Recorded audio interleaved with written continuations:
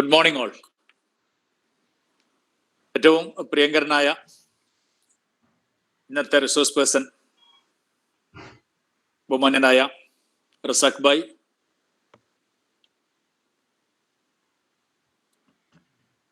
നമ്മുടെ PSMO കോളേജിന്റെ price, PSMO college research innovation and incubation centre for entrepreneurship പ്രൈസിന്റെയും SCSREC social entrepreneurship Swachhata and rural engagement cell തുടങ്ങിയവയൊക്കെ coordinate ചെയ്യുന്ന doctor Kareem, NSSന്റെ programme officer doctor Munavar Azeem, മറ്റു അധ്യാപകരെ, പ്രിയപ്പെട്ട കുട്ടികളെ, നമ്മൾ കഴിഞ്ഞ അക്കാഡമിക് ഇയറിൽ MGNCRE മഹാത്മാഗാന്ധി നാഷണൽ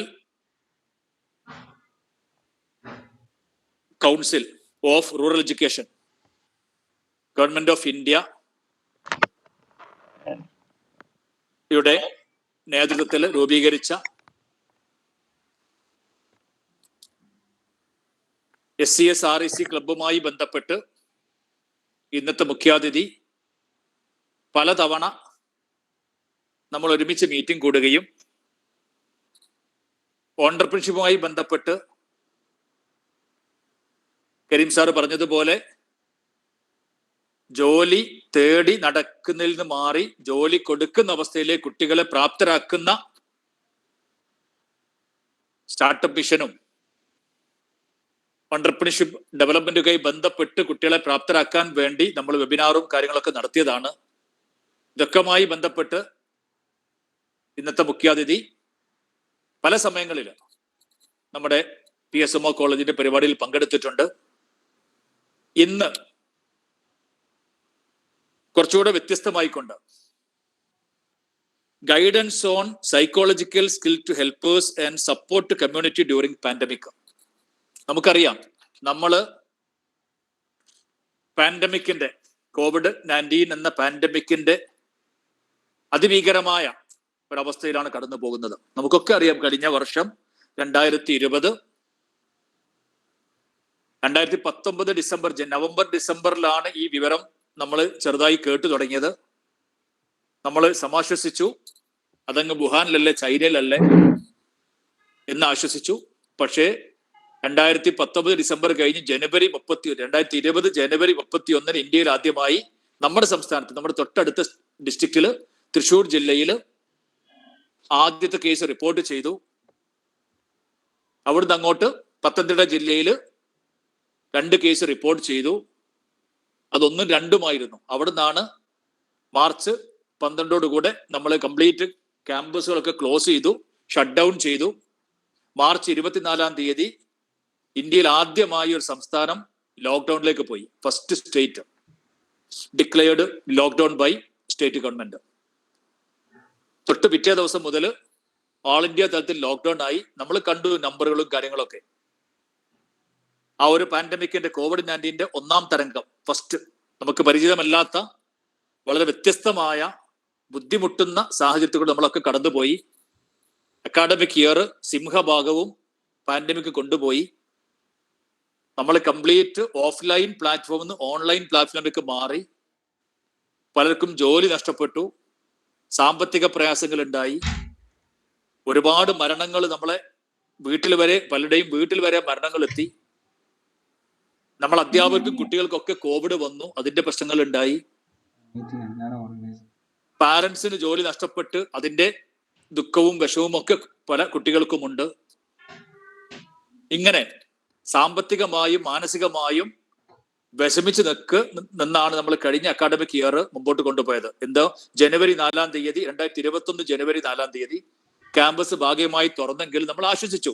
കുറയുകയാണല്ലോ നമ്മൾ കോളേജിലൊക്കെ. നമുക്കറിയാം, നിങ്ങളുടെ കുട്ടികളൊക്കെ കോളേജിൽ നമ്മൾ ഏതെങ്കിലും ഒരു ക്ലാസ് ഒക്കെ ആയി വെച്ചുകൊണ്ട് കോളേജ് മുമ്പോട്ട് കൊണ്ടുപോയി മാർച്ച് വരെ കൊണ്ടുപോയി നമ്മൾ ആ ഒരു 3 മാസം ക്ലാസ് നടത്തി, ഭാഗികമായി ക്ലാസ് നടത്തി. എന്നിട്ടും ഒരു പാൻഡമിക്, ഈ കോവിഡ് കൂടിയ അവസ്ഥ ഒന്നും ഉണ്ടായിട്ടില്ല. നമ്മൾ വളരെ ശ്രദ്ധിച്ച് കോവിഡ് പ്രോട്ടോകോൾ പാലിച്ചുകൊണ്ട് നമ്മൾ മുമ്പോട്ട് പോയി. പക്ഷേ ഇതെല്ലാം തകിടം മറിഞ്ഞു. വെക്കേഷനിൽ ഏപ്രിൽ മെയ് സമയം കൊണ്ട് മൊത്തം തകിടം മറിഞ്ഞു. 2 ഇലക്ഷൻ നടന്നു കേരളത്തിൽ. മറ്റ് സ്റ്റേറ്റിലും ഇത് ഇത്ര ഭീകരമല്ല എന്ന് തോന്നിക്കൊണ്ടായിരിക്കാം പലരും കോവിഡ് പ്രോട്ടോകോളൊക്കെ ലംഘിച്ചു. പക്ഷെ അതിന്റെ സെക്കൻഡ് വേവ് നമുക്കൊക്കെ അറിയാം.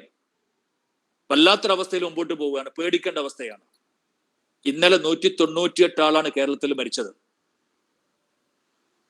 നമ്മുടെ ഒരു ചെറിയ സംസ്ഥാനത്ത് ഒരു ദിവസം 190, അതിന് മുമ്പത്തെ ദിവസം 188. ഇതിനു മുമ്പ് ഫസ്റ്റ് തരംഗത്തിൽ 198 ആള് മരിക്കാൻ ഒരു വർഷം എടുത്തിട്ടുണ്ട്. വളരെ 2-3 മരണങ്ങളൊക്കെ ആയിരുന്നു ഒരു ദിവസം ഉണ്ടായിരുന്നത്. വളരെ വളരെ കുറഞ്ഞ ദിവസങ്ങൾ കൊണ്ട്. പക്ഷെ ഇപ്പോ 10 ദിവസം കൊണ്ട് 1000 അല്ല മരിച്ചത്, 10 ദിവസം കൊണ്ട് 1000-ഓളം ആള് മരിച്ചു. വല്ലാത്തൊരവസ്ഥയിലാണ്. ഈ സമയത്താണ് നമ്മളും കുട്ടികൾക്ക് വേണ്ടിയിട്ട് PSMO കോളേജും ഒപ്പമുണ്ട്. ഒരു സ്നേഹസ്പർശം എന്ന് പറഞ്ഞിട്ട് ഒരു പരിപാടി ആസൂത്രണം ചെയ്ത് ഒരു ക്ലബൊക്കെ ഉണ്ടാക്കി, ഒരു കൗൺസിലിംഗ് പാനലൊക്കെ ഉണ്ടാക്കി അതിന്റെ വർക്കുമായിട്ട് എന്നാണ് ഒരു കുട്ടികൾക്ക് ഒരു മാനസിക സപ്പോർട്ട് നൽകാൻ വേണ്ടിയിട്ടാണ് മെയിനായിട്ട് നമ്മളെ കുട്ടികൾക്ക് അതിന്റെ കാര്യങ്ങളായിട്ട് മുമ്പോട്ട് പോയിക്കൊണ്ടിരിക്കുകയാണ്. ആ സമയത്താണ് കരീം സാറ് വീണ്ടും നമ്മുടെ പ്രൈസിന്റെ നേതൃത്വത്തിൽ SCS REC സെല്ലൊക്കെ മുന്നിൽ നിർത്തിക്കൊണ്ട് നമ്മൾ ഒരു വെബിനാർ നടത്തുന്നത്. അതിന് റസാഖ് സാഹിബ് ഇതിൽ ജോയിൻ ചെയ്തതിൽ വളരെ സന്തോഷമുണ്ട്. ഒരുപാട് എക്സ്പീരിയൻസ് ഉള്ള ഒരു വ്യക്തിയാണ്. ആള് ചെറുപ്പമാണെങ്കിലും അദ്ദേഹത്തിന്റെ പ്രായത്തിലും കൂടുതൽ ഒരു എക്സ്പീരിയൻസ് അദ്ദേഹത്തിനുണ്ട്. പ്രത്യേകിച്ചും ഈ സ്റ്റാർട്ടപ്പ് വിഷനും ഒരുപാട് ഗവൺമെന്റ് അടക്കമുള്ള ഗവൺമെന്റ് മേഖല അടക്കമുള്ള ഒരുപാട് സ്ഥാപനങ്ങളിൽ അദ്ദേഹം വർക്ക് ചെയ്തിട്ട് ഇപ്പോ MGNCREയുടെ ഫാക്കൽറ്റി ആയിട്ട് മുമ്പോട്ട് പോവുകയാണ്. അദ്ദേഹത്തിന് ഇത്തരം ഒരു സമയത്ത് നമുക്ക് കിട്ടിയില്ല. അദ്ദേഹത്തോട് നന്ദി അറിയിക്കുകയാണ്. നമ്മൾ ഇന്നത്തെ ഈ സെഷൻ തന്നെ psychological skills to helpers and support community during pandemic എന്നാണ്. ഈ പാൻഡമിക് സമയത്ത് നമുക്ക് ഇത്തരം പ്രയാസം അനുഭവിക്കുന്നവർക്ക് ഒരു സപ്പോർട്ട് കൊടുക്കേണ്ടതുണ്ട്. മാനസികമായി പ്രശ്നമുള്ളവർക്ക് നമ്മൾക്ക് ഒരു മെന്റൽ സപ്പോർട്ട് കൊടുക്കേണ്ടതുണ്ട്. ഇതൊക്കെ മുന്നിൽ നിർത്തിക്കൊണ്ടാണ് ഇത്തരം ഒരു പരിപാടി ആസൂത്രണം ചെയ്തത്. ഇങ്ങനെ ഒരു പരിപാടി വെച്ച് മുമ്പോട്ട് ഈ പ്രാക്ടിക്കൽ ആക്കിയതിൽ ഞാൻ ഡോക്ടർ അബ്ദുൽ കരീമിനെ അനുമോദിക്കുകയാണ്. കുട്ടികളൊക്കെ തന്നെ ഇതിന്റെ ഉദ്ദേശം ഉൾക്കൊണ്ടുകൊണ്ട് ഇന്നത്തെ പരിപാടിയിൽ സജീവമായി പങ്കെടുത്തുകൊണ്ട് കാര്യങ്ങളൊക്കെ നമ്മുടെ റിസോഴ്സ് പേഴ്സണുമായിട്ട് സംവദിച്ച് ഡൗട്ട്സ് ഒക്കെ ക്ലിയർ ചെയ്ത് നിങ്ങൾക്ക് കിട്ടുന്ന അറിവ് ബാക്കി കുട്ടികളിൽ കൂടെ എത്തിച്ചു കൊടുക്കണം എന്ന് അഭ്യർത്ഥിച്ചുകൊണ്ട് ഞാൻ അവസാനിപ്പിക്കുകയാണ്. ഞാനിന്ന് കോളേജിലാണുള്ളത്. ട്രിപ്പിൾ ലോക്ക്ഡൌൺ ആണ് മലപ്പുറം ജില്ലയിൽ. എന്നിട്ടും കോളേജിൽ വന്നതാണ്. കാരണം 15 ദിവസമായി കോളേജിൽ വന്നിട്ട്. അപ്പൊ അതിൻ്റെതായ എന്താ പറയുക, ഒരു വല്ലാത്തൊരു അവസ്ഥ. കോളേജ് ഇങ്ങനെ കാണാത്തത് കൊണ്ട് അതിന്റെ ഒരു പിരിമുറുക്കുണ്ട്. ഞാൻ വന്നിട്ട് 1-2 സ്ഥലം ഫോട്ടോ ഒക്കെ എടുത്ത് മുനവർ സാറെ കാഴ്ച കൊടുത്തിട്ടുണ്ട്. നമ്മളെ ഗാർഡനും കാര്യങ്ങളൊക്കെ കാട് പിടിച്ച് കിടക്കുകയാണ്. NSSന്റെ കാർഡ്, NSS കുട്ടികൾ ഇതിലുണ്ട്. NSS വേണ്ടി നമ്മൾ പ്രത്യേകം തയ്യാറാക്കിയ ഏരിയ ഒക്കെ സാറിന് ഫോട്ടോ അയച്ചു കൊടുത്തിട്ടുണ്ട്. കാരണം ആ ഒരു ഇതിലാണ്. ഇപ്പൊ കോളേജിൽ ആയതുകൊണ്ട് എനിക്ക് കുറച്ച് ഒഫീഷ്യൽ തിരക്കുണ്ട്. അതുകൊണ്ട് ഞാൻ ഈ സെഷൻ കഴിഞ്ഞാൽ, ഉദ്ഘാടന സെഷൻ കഴിഞ്ഞാൽ ഞാൻ ഇതിൽ നിന്ന് ലെഫ്റ്റ് അടിക്കുമെന്ന് ഞാൻ പറയാണ്. ഞാൻ പിന്നീട് സൗകര്യത്തെ കയറാം. കുറച്ച് കാര്യങ്ങൾ, കുറച്ച് ട്രഷറിയുമായി ബന്ധപ്പെട്ട കുറച്ച് കാര്യങ്ങളൊക്കെ ചെയ്തു തീർക്കേണ്ടതുണ്ട്. ആവശ്യത്തിനുണ്ടെന്ന് വന്നത്. അതുകൊണ്ട് ഞാൻ ഈ കാര്യങ്ങൾ അറിയിച്ചുകൊണ്ട് വളരെ സന്തോഷത്തോടെ ഇന്നത്തെ ഈ ഒരു വെബിനാർ ഉദ്ഘാടനത്തിൽ പ്രഖ്യാപിക്കുന്നു. നന്ദി, നമസ്കാരം. Karim. Thank you sir. Munavar sir ഒരു 2 വാക്ക് കുട്ടികളോട് സംസാരിക്കണം. കരീം അൺമ്യൂട്ട് ചെയ്യൂ. Sir thank you sir. കേൾക്കാം sir. Thank you sir. Munavar sir 2 വാക്ക് കുട്ടികളോട് സംസാരിക്കുക. മനസ്സ് നന്നാവട്ടെ. ഇതിൽ ഇങ്ങനെ ഒരു അഡ്രസ്സിന്റെ ആവശ്യമുണ്ടെന്ന് എനിക്ക് തോന്നുന്നില്ല. നമ്മുടെ ഏറ്റവും പ്രധാനപ്പെട്ട ലക്ഷ്യം വളരെ കൃത്യമായിട്ട് പ്രിൻസിപ്പൽ പറഞ്ഞു കഴിഞ്ഞു. നമ്മൾ അനുഭവിക്കുന്ന സാമ്പത്തികവും സാമൂഹികവും സാംസ്കാരികവും മാനസികവുമായ പിരിമുറുക്കത്തിന്റെ ഒരു വല്ലാത്ത അവസ്ഥയിലൂടെയാണ് നമ്മൾ പോകുന്നത്. ഈ സാഹചര്യത്തിൽ പറയുക എന്നുള്ളതിലപ്പുറത്തേക്ക് കേൾക്കുക എന്നുള്ള ഒരു കപ്പാസിറ്റിയാണ് നമ്മൾക്ക് ഓരോരുത്തർക്കും ഡെവലപ്പ് ചെയ്യേണ്ടത്. അപ്പൊ എങ്ങനെ മറ്റുള്ളവരെ കേൾക്കാം, അങ്ങനെ കേൾക്കുക എന്നുള്ള ഒരു സ്കില്ല് ഡെവലപ്പ് ചെയ്താൽ തന്നെ ഒരു 75% പ്രശ്നങ്ങൾ തീരും എന്നുള്ളതാണ് ഒരു സൈക്കോളജിക്കൽ മൂവ്. അപ്പൊ അതുകൊണ്ട് തന്നെ കേൾക്കാൻ വേണ്ടി നിൽക്കുന്ന വിദ്യാർത്ഥികൾക്ക് മുമ്പ് പറഞ്ഞ് മുഷിപ്പിക്കുന്ന ഇത് ശരിയല്ല എന്നുള്ള ഒരു ഔചിത്യ ബോധ്യം കൊണ്ട് ഈ പ്രോഗ്രാമിന് ഇത്തരത്തില് മുൻകൈ എടുത്ത എല്ലാ ലീഡേഴ്സിനും, അതിലുപരി റിസോഴ്സ് പേഴ്സണ്, മറ്റു വിദ്യാർത്ഥികൾ എല്ലാവരും ഇത്തരം പ്രോഗ്രാമുകളെ ഫ്രൂട്ട്ഫുള്ളായി ഉപയോഗിക്കണം. ഞാൻ ഉൾപ്പെടെയുള്ള ആളുകൾ ഫ്രൂട്ട്ഫുള്ളായി ഉപയോഗിക്കണം. അതിൽ നിന്ന് കിട്ടുന്ന പോസിറ്റീവ് വശങ്ങൾ ഉൾക്കൊണ്ടുകൊണ്ട് അവസാനം റിസോഴ്സ് പേഴ്സണെ പരമാവധി ഉപയോഗിക്കുന്ന തരത്തിലേക്ക് ആശയവിനിമയം നടത്തി പ്രോഗ്രാമിനെ ഫ്രൂട്ട്ഫുൾ ആക്കണമെന്ന് മാത്രം ഉണർത്തിക്കൊണ്ട് എല്ലാവിധ ഭാവങ്ങളും നേർന്നു. നന്ദി, നമസ്കാരം. റസാഖ് സാറേ, നമുക്ക് പരിപാടി തുടങ്ങാം. സാറേ തുടങ്ങല്ലോ സാറേ, പ്രിൻസിപ്പൽ സാർ. യെസ് തുടങ്ങിക്കോളൂ. Okay, thank you, especially to our beloved principal Aziz sir. അതേപോലെ തന്നെ ഈ ഒരു പ്രോഗ്രാം വളരെ ഷോർട്ട് നോട്ടീസിൽ ഓർഗനൈസ് ചെയ്യും കോർഡിനേറ്റ് ചെയ്യുന്ന അബ്ദുൽ കരീം സർ, നമ്മുടെ മുമ്പിൽ 2 വാക്ക് സംസാരിച്ച NSS പ്രോഗ്രാം കോർഡിനേറ്റർ ആണെന്ന് തോന്നുന്നു മുനവർ സർ, മറ്റ് ഫാക്കൽറ്റി മെമ്പേഴ്സ്, പ്രിയപ്പെട്ട വിദ്യാർത്ഥികളെ. ഇപ്പോ അസീസ് സാറ് പറഞ്ഞ പോയിന്റ്സ് തന്നെയാണ്. അതായത് നമ്മൾ ഒരു വല്ലാത്തൊരു സിറ്റുവേഷനിലൂടെയാണ് നമ്മുടെ രാജ്യം മുഴുവനായിട്ടും കടന്നു പോകുന്നത്. രാജ്യം മാത്രമല്ല, ലോകം മൊത്തമായിട്ടും ഒരു ഇംപ്രിസൺമെന്റ് അനുഭവിച്ചുകൊണ്ടിരിക്കുകയാണ് ഈ ഒരു കോവിഡ് എന്നുള്ള സിറ്റുവേഷൻ കാരണം. അപ്പോ ഇതിന്റെ നിലവിലുള്ള സിറ്റുവേഷൻ നമ്മൾ മനസ്സിലാക്കുകയാണെങ്കിൽ കോവിഡ് ഹിറ്റ് ഫസ്റ്റ് വേവിനേക്കാളും കൂടുതൽ പ്രോബ്ലംസും അല്ലെങ്കിൽ ഇഷ്യൂസും ആളുകൾ ഫേസ് ചെയ്യുന്നു സെക്കൻഡ് വേവിൽ. ഇപ്പൊ മറ്റ് പ്രോഗ്രാംസ് ഇപ്പൊ MGNCRE ആണെങ്കിലും ഒരുപാട് RDC പോലെയുള്ള എന്റർപ്രണർഷിപ്പുമായിട്ട് ബന്ധപ്പെട്ടത്, അതേപോലെ തന്നെ സ്വച്ഛത റിലേറ്റഡ് ആയിട്ടുള്ള പ്രോഗ്രാംസ് എല്ലാം സംഘടിപ്പിച്ചുകൊണ്ടിരിക്കുകയായിരുന്നു. പക്ഷെ ഈ ഒരു സിറ്റുവേഷനിൽ മറ്റൊന്നിനും അവിടെ വാല്യൂ ഇല്ല. ഇതാണ് ഇപ്പോഴത്തെ നീഡ് ഓഫ് ദ കൊണ്ട് ഓൾ ഇന്ത്യ ലെവലിൽ തന്നെ സെലക്ട് ആയിട്ടുള്ള 600 ജില്ലകളിൽ ഇത്തരം കോളേജുകളും ഹയർ എഡ്യൂക്കേഷൻ ഇൻസ്റ്റിറ്റ്യൂഷൻസും യൂണിവേഴ്സിറ്റീസും വഴി NSS വോളണ്ടിയേഴ്സ് ആയിട്ടുള്ള സ്റ്റുഡൻസ്, അതേപോലെ തന്നെ ഒരു സൈക്കോ സോഷ്യൽ സപ്പോർട്ട് സൊസൈറ്റിയിലേക്ക് വൾണറബിൾ ആയിട്ടുള്ള ആളുകളിലേക്ക്, അതേപോലെ തന്നെ ഏജ്ഡ് ആയിട്ടുള്ള ആളുകളിലേക്കൊക്കെ എത്തിക്കുന്നതിന് വേണ്ടിയിട്ട് NSS വോളണ്ടിയേഴ്സിനെയും അതേപോലെ തന്നെ സ്റ്റുഡൻസിനെയും ആ ഒരു ഹെൽപ്പർ സ്കില്ലുകൾ എത്തിക്കുക എന്നുള്ളതും, അതിലൂടെ നിങ്ങളുടെ സാറ് പറഞ്ഞ പോലെ തന്നെ മറ്റ് സ്റ്റുഡൻസിലേക്കും ആ ഒരു സ്കില്ല് എത്തിക്കുന്നതിന് വേണ്ടിയുള്ള ട്രെയിനേഴ്സ് ആക്കി നിങ്ങളെ മാറ്റുക എന്നുള്ളതുമാണ് ഈ ഒരു പ്രോഗ്രാമിന്റെ ബേസിക് ആയിട്ടുള്ള ഉദ്ദേശം. അപ്പൊ അതിലൂടെ ലക്ഷ്യം വെക്കുന്നത് എന്താണെന്ന് വെച്ച് കഴിഞ്ഞാൽ, ഒരു സ്റ്റുഡന്റ് ഒരാളെങ്കിലും നമ്മുടെ ലൊക്കാലിറ്റിയിലുള്ള നമുക്കറിയുന്ന ഒരാളെങ്കിലും നമുക്ക് ഹെൽപ്പ് ചെയ്യാൻ പറ്റുകയാണെങ്കിൽ അത് ഈ രീതിയിൽ വളരെ വലിയ ഒരു പ്രോഗ്രാമിൽ വലിയൊരു ഇമ്പാക്റ്റ് ഉണ്ടാക്കുന്ന ഒരു കാര്യമായിരിക്കും. അപ്പൊ നമ്മൾ ഓരോരുത്തരും ഈ ഒരു വർക്ക്ഷോപ്പിന് ശേഷം മനസ്സിലാക്കേണ്ടത്, നമ്മുടെ ഈ വർക്ക്ഷോപ്പ് സക്സസ്ഫുൾ ആയി എന്ന് പറയാൻ പറ്റുന്നത് നമുക്ക് നമ്മുടെ ഹെൽപ്പ് ഒരാളിലേക്കെങ്കിലും എത്തിക്കാൻ പറ്റി എന്നുള്ളത് നമുക്ക് ആ ഒരു ഫുൾഫിൽമെന്റ് ഉണ്ടാകുമ്പോഴാണ് ഈ വർക്ക്ഷോപ്പ് സക്സസ്ഫുൾ ആയി എന്ന് പറയാൻ വേണ്ടി പറ്റുന്നത്. അതുകൊണ്ട് എല്ലാവരും തന്നെ ഈ ഒരു മിഷനിൽ പാർട്ടിസിപ്പേറ്റ് ചെയ്യാം. ഇതില് കോവിഡ് റിലേറ്റഡ് ആയിട്ടുള്ള എക്സ്പീരിയൻസ് ഉള്ള ആളുകൾ ഉണ്ടാവും, അവരുടെ എക്സ്പീരിയൻസസ് ഷെയർ ചെയ്യാം. അതേപോലെ തന്നെ ഫാമിലി മെമ്പേഴ്സിലുള്ള കോവിഡ് പോസിറ്റീവായ ആളുകൾ, അതേപോലെ തന്നെ ഡിഫറെന്റ് ആയിട്ടുള്ള എക്സ്പീരിയൻസ് ഉള്ള ആളുകൾ ഉണ്ടാവും. ഇത്തരം ആളുകൾക്കൊക്കെ വരും സമയത്ത് നമുക്ക് അവരുടെ എക്സ്പീരിയൻസ് നമുക്ക് കേൾക്കാം. അതോടൊപ്പം തന്നെ നമ്മൾ ഇന്നത്തെ മെയിൻ ആയിട്ടുള്ള ടാർഗറ്റ് എന്ന് പറയുന്നത് ഹെൽപ്പേഴ്സ് ആയിട്ട് മാറുക എന്നുള്ളതാണ്. അപ്പൊ ഹെൽപ്പേഴ്സ് ഇൻ ദ സെൻസ് നമ്മൾ 5 ഏരിയാസ് ഓഫ് ടീം മേക്കിങ്ങിനെ കുറിച്ച് നമ്മൾ ഓൾറെഡി രജിസ്ട്രേഷൻ ഫോമിൽ നമ്മൾ സംസാരിച്ചു. ഡിഫറെന്റ് ആയിട്ടുള്ള 5 ടീംസ്. അപ്പൊ ജനറൽ ആയിട്ട് എന്താണ് നമ്മൾ ചെയ്യാൻ പോകുന്നത് ഫസ്റ്റ് പറയുകയാണ്, അതിനുശേഷം നമ്മൾ ആക്ടിവിറ്റിയിലേക്ക് പോകും. സോ നമ്മൾ ഫസ്റ്റ് ടീമായിട്ട് തിരിയുന്ന സമയത്ത് ഒരു ഫസ്റ്റ് ടീമിന്റെ ആക്ടിവിറ്റീസ് ആയിട്ട് ഹോസ്പിറ്റൽ മാനേജ്മെന്റ് റിലേറ്റഡ് ആയിട്ടുള്ള ആക്ടിവിറ്റീസ് ആണ് ഫസ്റ്റ് ടീമിന് ചെയ്യാനുള്ളത്. നമ്മൾ രജിസ്ട്രേഷൻ ഫോമിൽ പറഞ്ഞു. അത് കുറച്ച് ആളുകൾ സെലക്ട് ചെയ്തിട്ടുണ്ടാവും ഞാൻ വിചാരിക്കുന്നു. അപ്പൊ അതിൽ നമുക്ക് ചെയ്യാനുള്ളത് ഒരു client means he may be a positive covid positive or may be a person related to ഒരു family member of covid positive patient. So അദ്ദേഹത്തിന് ആ ഒരു ഇൻഫർമേഷൻ കൃത്യമായിട്ട് അദ്ദേഹത്തിന്റെ സിറ്റുവേഷൻ എന്താണെന്ന് മനസ്സിലാക്കുകയും ആ ഒരു സിറ്റുവേഷൻ ബേസ്ഡ് ആയിക്കൊണ്ട് അദ്ദേഹത്തിന്റെ ഭാഗത്തു നിന്ന് സംസാരിക്കുകയും നമുക്ക് അവൈലബിൾ ആയിട്ടുള്ള ഇൻഫർമേഷൻസ് പ്രൊവൈഡ് ചെയ്യുകയും ചെയ്യുക എന്നുള്ളതാണ്, ഹോസ്പിറ്റൽ റിലേറ്റഡ് ആയിട്ടുള്ള ഇൻഫർമേഷൻസ് പ്രൊവൈഡ് ചെയ്യുകയും ചെയ്യുക എന്നുള്ളതാണ് ഫസ്റ്റ് ടീമിന്റെ അല്ലെങ്കിൽ ആ ഒരു ഫസ്റ്റ് ഹെൽപ്പിന്റെ ഉദ്ദേശം എന്ന് പറയുന്നത്.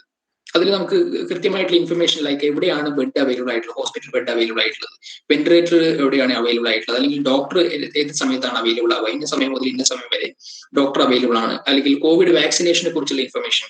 ഈ രീതിയിൽ വാക്സിനേഷൻ ഡ്രൈവ് നമ്മുടെ ലൊക്കാലിറ്റിയിൽ നടക്കുന്നുണ്ട്. അതിൽ ഏത് പ്രായത്തിലുള്ള ആളുകളാണ് അല്ലെങ്കിൽ ഏത് രീതിയിലാണ് രജിസ്ട്രേഷൻ ചെയ്യേണ്ടത്, അത്തരം ആക്ടിവിറ്റീസ് അല്ലെങ്കിൽ അത്തരം ഇൻഫർമേഷൻസ് പ്രൊവൈഡ് ചെയ്യുക എന്നുള്ളതാണ് നമുക്ക് ചെയ്യാനുള്ളത്. അപ്പോൾ നമുക്ക് ഈ ഒരു ഹെൽപ്പറായി മാറുമ്പോൾ ഫസ്റ്റ് ടീമിലെ മെമ്പേഴ്സ് ഏറ്റവും ആദ്യം നമുക്ക് ജെന്യൂൻ ആയിട്ടുള്ള ഈ രീതിയിലുള്ള ഇൻഫർമേഷൻസ് നമുക്ക് കളക്ട് ചെയ്യണം. അതേസമയം നമ്മൾ ഇൻഫർമേഷൻ പ്രൊവൈഡ് ചെയ്യാൻ മീൻസ് നിങ്ങൾ ആ രീതിയിൽ ഭക്ഷണം കഴിക്കണം, അതല്ലെങ്കിൽ ആ രീതിയിൽ നിങ്ങൾ ചെയ്യാൻ പാടില്ല, അങ്ങനെ പറയാൻ നമുക്ക് കഴിയില്ല. കാരണം നമ്മൾ ആരും തന്നെ ഒരു സൈക്കോളജിസ്റ്റോ അതല്ലെങ്കിൽ ഒരു ഡോക്ടറോ അങ്ങനെയുള്ള പ്രൊഫഷണൽ ഫീൽഡിലുള്ള ആളുകളല്ല. നമ്മൾ വെറും ഹെൽപ്പേഴ്സ് ആണ്. നമ്മൾ കൃത്യമായിട്ട് അത്തരം ക്ലയൻസിനെ അല്ലെങ്കിൽ അത്തരം കോവിഡ് രോഗികളെയും കോവിഡ് രോഗികളുമായിട്ട് ബന്ധപ്പെട്ട ആളുകളെയും ഡയറക്റ്റ് ചെയ്യുക എന്നുള്ളത് മാത്രമാണ് നമ്മുടെ ഹെൽപ്പർ എന്നുള്ള രീതിയിൽ നമുക്ക് ചെയ്യാനുള്ളത്. അപ്പോ മിസ് കൺസെപ്റ്റുകളോ അല്ലെങ്കിൽ ഇൻഫർമേഷൻ ജാർഗൺസോ നമ്മൾ കൊടുക്കേണ്ട കാര്യമില്ല.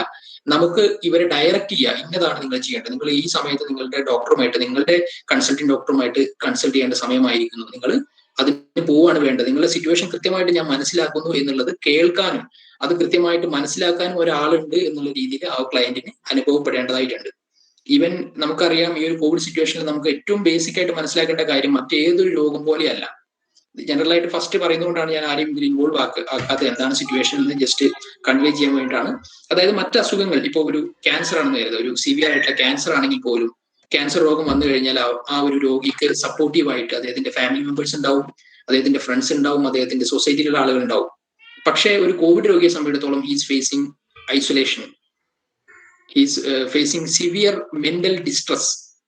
അദ്ദേഹം അയാളുടെ ഫാമിലിയിൽ നിന്നും അദ്ദേഹത്തിന്റെ കൂട്ടുകാരിൽ നിന്നും അദ്ദേഹത്തിന്റെ സൊസൈറ്റിയിൽ നിന്നും എല്ലാം ഒറ്റപ്പെട്ട് മറ്റൊരിടത്ത് താമസിക്കേണ്ടി വരുന്നു.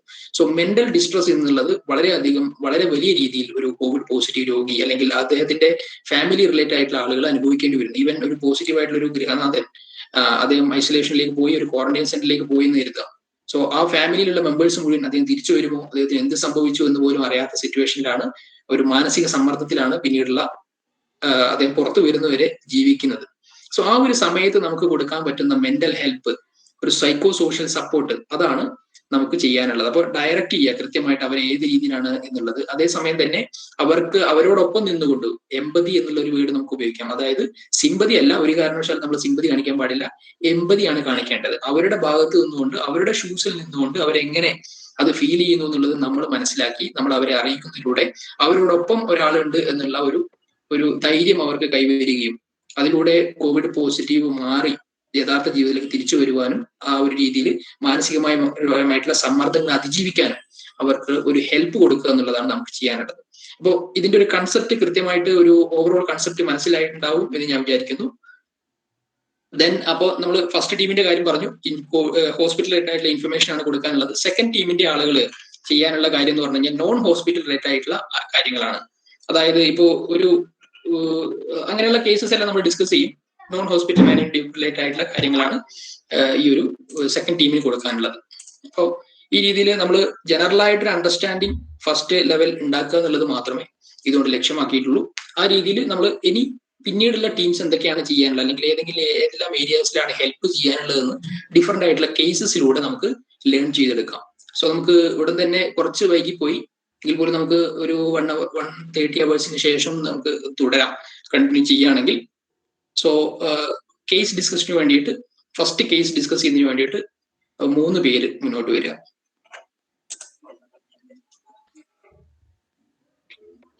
അതിൽ നമുക്ക്, ഞാൻ ഇന്നലെ പറഞ്ഞത് നിങ്ങൾ എല്ലാവരും കേട്ടിട്ടുണ്ടാവും, അതിൽ നമുക്ക് 3 റോളാണുള്ളത്. ഒരു റോൾ പ്ലേ ആണ് നമ്മൾ ചെയ്യാൻ പോകുന്നത്. ആ റോൾ പ്ലേയിൽ ഒരു ഹെൽപ്പർ ഉണ്ട്, ഒരു ക്ലയന്റ് ഉണ്ട്, ഒരു ഒബ്സർവർ ഉണ്ട്. അപ്പൊ ഹെൽപ്പറുടെ ഉദ്ദേശം എന്ന് പറഞ്ഞു കഴിഞ്ഞാൽ ഈ വിളിക്കുന്ന ക്ലയന്റിനെ കൃത്യമായിട്ട് ഡയറക്റ്റ് ചെയ്യുക, അല്ലെങ്കിൽ കൃത്യമായിട്ടുള്ള ഒരു ഹെൽപ്പ്, സൈക്കോ സോഷ്യൽ സപ്പോർട്ട് കൊടുക്കുക എന്നുള്ളതാണ് ഹെൽപ്പറുടെ റോൾ എന്ന് പറയുന്നത്. ക്ലയന്റ് ഈ രോഗം എന്താണ്, അല്ലെങ്കിൽ അതായത് ചെയ്യാനുള്ളത്. ദെൻ ഒബ്സർവർ ഇവർ പറയുന്ന കാര്യങ്ങൾ ഒബ്സർവ് ചെയ്ത് നോട്ട് ചെയ്ത് അവരിൽ എന്തെല്ലാം ഇംപ്രൂവ് ചെയ്യാമായിരുന്നു എന്നും എങ്ങനെയാണ് അവരത് ഈ ഒരു ഹെൽപ്പർ റെക്കോർഡ് ചെയ്ത് വെച്ച് നമുക്ക് ഈ ഒരു ഇന്ററാക്ഷൻ 15 minutes ഉള്ളിൽ 10 minutes ഇന്ററാക്ഷൻ, 5 minutes ഒബ്സർവേഷൻ ആണ് വേണ്ടത്. ഓക്കെ, നമുക്ക് ഒരു 3 പേര് വേണം ഒരു ടീം, ഫസ്റ്റ് ടീമിലേക്ക്, അല്ല സാറേ? അതെ, 3 പേര്. അതെ, നിങ്ങൾ മുന്നോട്ട് വരാം വിദ്യാർത്ഥി കുട്ടികളെ, നിങ്ങൾ 3 പേര് മുന്നോട്ട് വരും. 3 പേര് വളണ്ടറിലി മുന്നോട്ട് വരിക. കഴിയുന്ന ആളുകൾ എല്ലാവരും ക്യാമറ ഓൺ ചെയ്ത് വെക്കുക.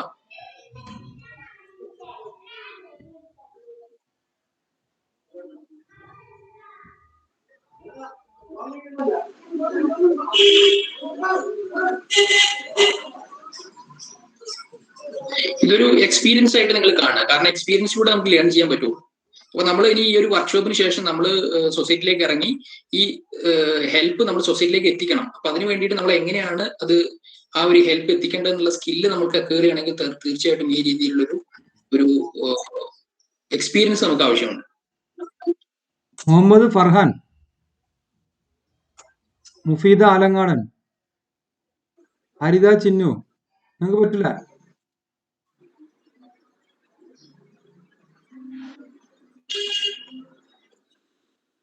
മുഫീദ ആലങ്ങാടൻ അവിടെ ഉണ്ടോ? കേൾക്കുന്നുണ്ടോ? Okay. Mufeeda will be the helper or the client or the observer.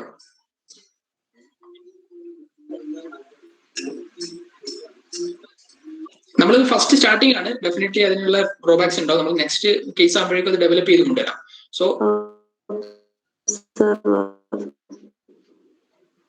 Hello Mufeeda, ഒന്നുകൂടി പറയോ, കേട്ടില്ല.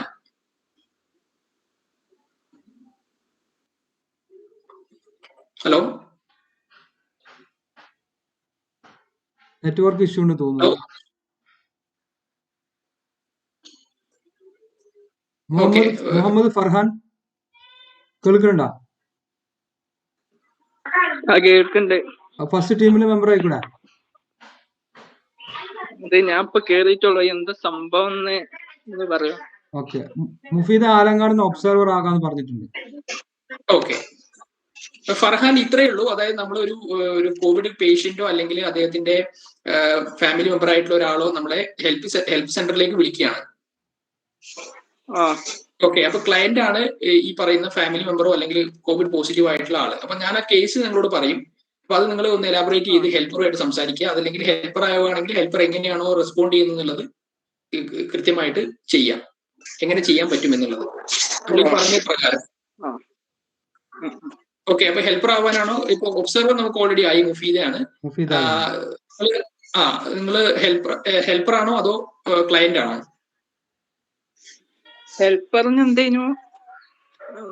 ഹെൽപ്പർ മീൻസ് അദ്ദേഹം സഹായിക്കാൻ വേണ്ടി നിൽക്കുകയാണ്. നമ്മൾ നേരത്തെ പറഞ്ഞ ഡിഫറെന്റ് ടീംസിൽ രജിസ്ട്രേഷൻ ചെയ്തില്ലേ, ആ മോഡലിൽ നമ്മുടെ കോവിഡ് പോസിറ്റീവ് ആയിട്ടുള്ള പേഷ്യന്റ് അല്ലെങ്കിൽ അദ്ദേഹത്തിന്റെ ഫാമിലി മെമ്പറെ ഹെൽപ്പ് ചെയ്യാൻ വേണ്ടി നിൽക്കുന്ന, അതാണ് നമ്മുടെ കൃത്യമായിട്ടുള്ള റോള്. റസാഖ് സാറേ, നമ്മളിപ്പോ ഒരു നാടകം ക്രിയേറ്റ് അല്ലേ ചെയ്യുന്നത്?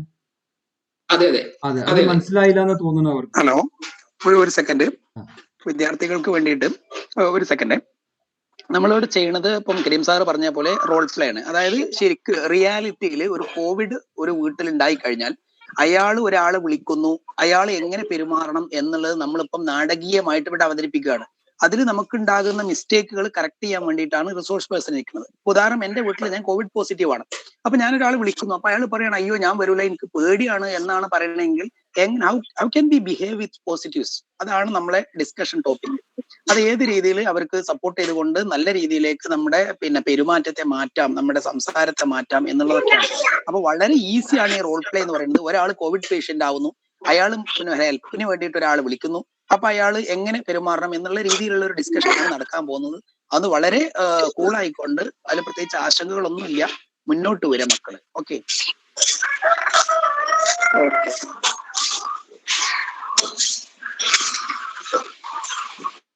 അതെ, നമ്മളിപ്പോ ഈ വർക്ക്ഷോപ്പിന് ശേഷമാണെങ്കിൽ കോളേജിന്റെ ലെവലില് നേരത്തെ പറഞ്ഞ പോലെ ഒരു പ്രിൻസിപ്പൽ സാർ പറഞ്ഞ ഒരു സ്നേഹപൂർവ്വം അങ്ങനത്തെ ഒരു പ്രോഗ്രാം ഓൾറെഡി ചെയ്യുന്നുണ്ടെന്ന് പറഞ്ഞു. ആ രീതിയിൽ നമുക്ക് വേണമെങ്കിൽ ഒരു ഹെൽപ്പ് എന്താ പറയാ കോൾ സെന്റർ വേണമെങ്കിൽ സെറ്റപ്പ് ചെയ്തിട്ട് അവിടെ ഈ രീതിയിലുള്ള ഹെൽപ്പേഴ്സിനെ അസൈൻ ചെയ്ത് ഡിഫറെന്റ് ആയിട്ടുള്ള ആളുകൾക്ക് കോവിഡ് പേഷ്യൻസിനൊക്കെ വിളിക്കാൻ പറ്റുന്ന രീതിയിൽ നമുക്ക് അസൈൻ ചെയ്യാം. ആ രീതിയിൽ ഒരു ഹെൽപ്പ് സെന്റർ വേണമെങ്കിൽ സ്റ്റാർട്ട് ചെയ്യാം. അപ്പോൾ അതിൽ നമുക്ക് ഹെൽപ്പർ എന്നുള്ള രീതിയിൽ എങ്ങനെയാണ് ഒരു ക്ലയന്റ് വിളിക്കുമ്പോൾ നമ്മൾ ഇന്ററാക്ട് ചെയ്യേണ്ടതെന്നാണ് നമ്മൾ ലേൺ ചെയ്യാൻ വേണ്ടി പോകുന്നത്.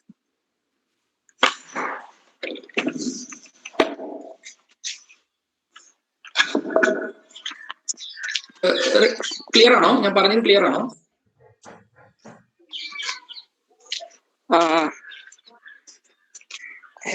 ക്ലയന്റ് ആണോ അതോ ഹെൽപ്പർ ആണോ? ഹെൽപ്പർ ആയിക്കോളാം. ഓക്കെ. ഇനി ഒരു ക്ലയന്റും കൂടി നമുക്ക് വേണം.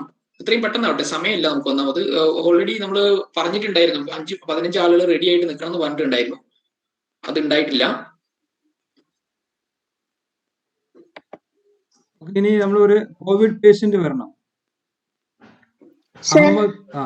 Fida K V. Okay. Fida K V. Covid patient.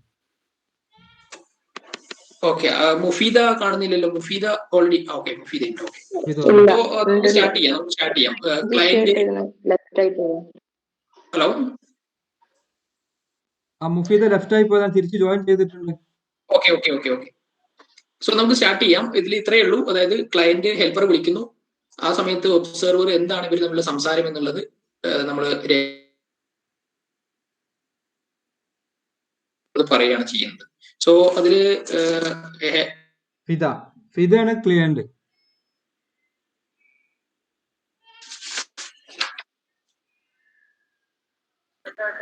അതെ, നിങ്ങൾ കൂടുതൽ തമ്മിലുള്ള ഇന്ററാക്ഷൻ എന്തായിരുന്നു രീതിയിലായിരുന്നു എന്ന് പറയാം. പിന്നെ 4 സ്കില്ലുകൾ ഉണ്ട്, ഹെൽപ്പർ കാണിക്കേണ്ട 4 സ്കില്ലുകൾ ഉണ്ട്. ആ സ്കില്ലുകൾ റേറ്റ് ചെയ്യാം. 1 to 5 എന്നുള്ള ഒരു സ്കെയിൽ വെച്ചിട്ട് റേറ്റ് ചെയ്യാം.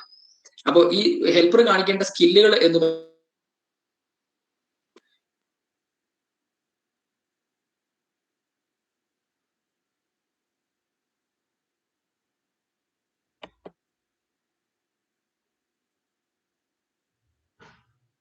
രോഗിയുടെ ഭാഗത്ത് നിന്ന് ചിന്തിക്കുമ്പോൾ അയാൾ പറയുന്നത് തന്നെയാണ്.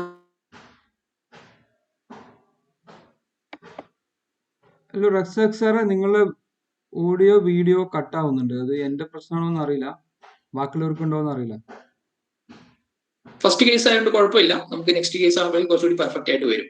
Okay, then client and helper U can start the interaction. അപ്പൊ അതിന് വേണ്ടിയിട്ട് ഞാൻ കേസ് ഒന്ന് ജസ്റ്റ് പറയാം. അതിനെ ബേസ് ചെയ്തിട്ടാണ് ക്ലയന്റ് ഹെൽപ്പറുമായിട്ട് സംസാരിക്കേണ്ടത്. ഫസ്റ്റ് കേസ് ഞാൻ പറയട്ടെ. ക്ലയന്റ് ഉണ്ടോ? ഓക്കെ, കേട്ടോളൂ. ഇതിനെ ബേസ് ചെയ്തിട്ടാണ് നിങ്ങൾ ഹെൽപ്പറുമായിട്ട് സംസാരിക്കേണ്ടത്. കൂടുതലായിട്ടുള്ള കാര്യങ്ങൾ പറയേണ്ട കാര്യമില്ല, നമ്മൾ ഈ പറഞ്ഞ പോയിന്റ്സിൽ നിന്നുകൊണ്ട് മാത്രം. അപ്പോ രവി എന്നാണ്, എനിക്ക് 19 വയസ്സുണ്ട്. എൻ്റെ അച്ഛനും അമ്മയും കോവിഡ് റിലേറ്റഡ് ആയിട്ടുള്ള കുറെ ഭയങ്ങളുണ്ട് അവർക്ക്. അവര് ഭയങ്കരമായിട്ട് അല്ലെങ്കിൽ ഓൾഡ് ഏജ് ആയിട്ടുള്ള ആളുകളാണ്. പക്ഷെ അവർ വാക്സിൻ എടുക്കാൻ തയ്യാറല്ല. എനിക്കും രവിയാണ് പറയുന്നത്, എനിക്കും ഈ വാക്സിനേഷനെ കുറിച്ച് കുറച്ച് ഭയങ്ങളൊക്കെ ഉണ്ട്. സത്യം പറഞ്ഞാൽ ഞാനൊരു കൺഫ്യൂഷനിലാണ് ഉള്ളത്. എങ്ങനെ ഹാൻഡിൽ ചെയ്യണമെന്ന് എനിക്ക് അറിയില്ല. ഇതാണ് സിറ്റുവേഷൻ. ഓക്കെ, ക്ലയന്റ് പറയുന്ന കേസ് ഇതാണ്. അപ്പൊ ഇതിന് ബേസ് ചെയ്തുകൊണ്ട് ഫിദ ഹെൽപ്പറുമായിട്ട് ഫസ്റ്റ് ലെവൽ എന്നുള്ള രീതിയിൽ നമുക്ക് നോക്കാം. അത് കൃത്യമായിട്ട് ഒബ്സർവർ മുഫീദ അത് രേഖപ്പെടുത്തി വെക്കുകയും അതിനെ റേറ്റ് ചെയ്യുകയും, ഞാൻ നേരത്തെ പറഞ്ഞ പോലെ ഉള്ള പോയിന്റ്സ്, അതായത് എങ്ങനെയാണ് അവർ ഇന്ററാക്ട് ചെയ്തത്, എന്താണ് അവർ ഇന്ററാക്ട് ചെയ്തത്, ഏത് രീതിയിലുള്ള റെസ്പോൺസ് ആയിരുന്നു, അതേപോലെ തന്നെ എന്തെല്ലാം സ്കില്ലുകൾ ഹെൽപ്പർ ഉപയോഗിച്ചു എന്നുള്ള കാര്യങ്ങൾ റേറ്റ് ചെയ്ത് പറയാം. Okay, start.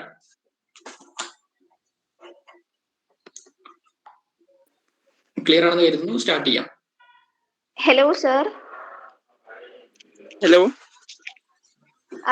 എന്റെ പേര് രവി എന്നാണ്. എനിക്ക് 19 വയസ്സായിട്ടുണ്ട്. അപ്പോ ഞാൻ സാറുമായിട്ട് ബന്ധപ്പെടുന്നത്, എന്റെ പാരന്റ്സ് കോവിഡ് പോസിറ്റീവ് ആണ്. അപ്പോ അതുമായിട്ട് കുറച്ച് ഡീറ്റെയിൽസ് അറിയാൻ വേണ്ടിയിട്ടാണ്. ഓക്കെ, ചോദിച്ചോളൂ. എന്റെ പാരന്റ്സ് എന്ന് പറയുന്നത് കുറച്ച് ഏജ്ഡ് ആയിട്ടുള്ള ആൾക്കാരാണ്, അത്യാവശ്യം നല്ല പ്രായമുണ്ട്. അപ്പോ അവർക്ക് വാക്സിനേഷൻ എടുക്കാൻ നല്ല പേടിയുണ്ട്. അതിന്റെ സൈഡ് എഫക്ട്സും കാര്യങ്ങളൊക്കെ ആലോചിച്ചിട്ട് ഞാനും കുറച്ച് കൺഫ്യൂഷനിലാണ്. എന്ത് മെഷേഴ്സ് ആണ് എടുക്കേണ്ടത്, എങ്ങനെയാണ് ഈ ഒരു സിറ്റുവേഷൻ ഹാൻഡിൽ ചെയ്യേണ്ടത് എന്ന് എനിക്ക് കറക്റ്റ് ആയിട്ട് അറിയില്ല. അപ്പൊ അതുമായിട്ട് ബന്ധപ്പെട്ടുള്ള ഗൈഡ് ലൈൻസ് ആണ് ഞാൻ സാറിൽ നിന്ന് പ്രതീക്ഷിക്കുന്നത്. ഓക്കെ, അത് വാക്സിന് ഇന്ത്യയിലെ ഒട്ടുമിക്ക എല്ലാ ആൾക്കാരും എടുക്കേണ്ടതാണ്. പ്രായമായ ആൾക്കാരാണ് ഇപ്പോ തുടങ്ങിയിട്ടുണ്ട്. അപ്പോ എല്ലാവരും അത് എടുക്കേണ്ട നിർബന്ധമാണ്.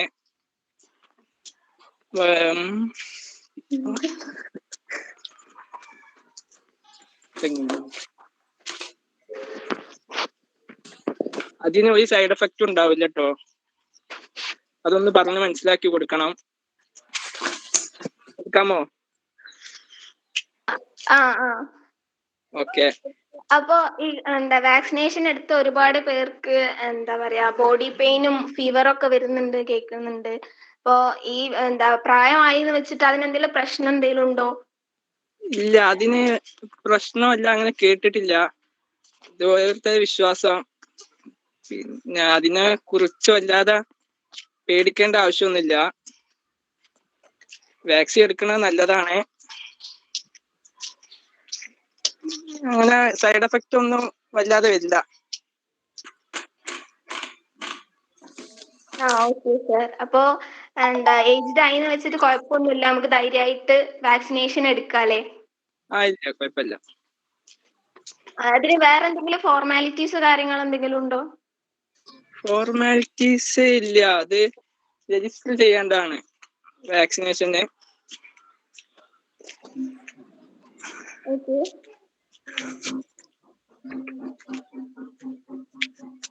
Okay sir, thank you so much.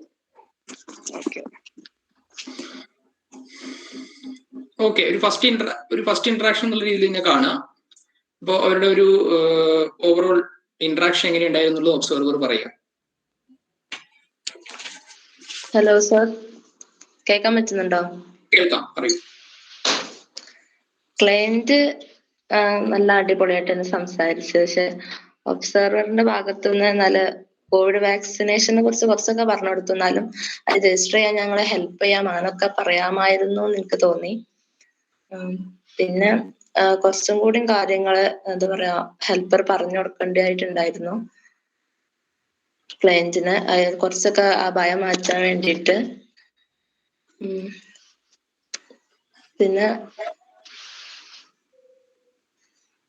പിന്നെന്താ,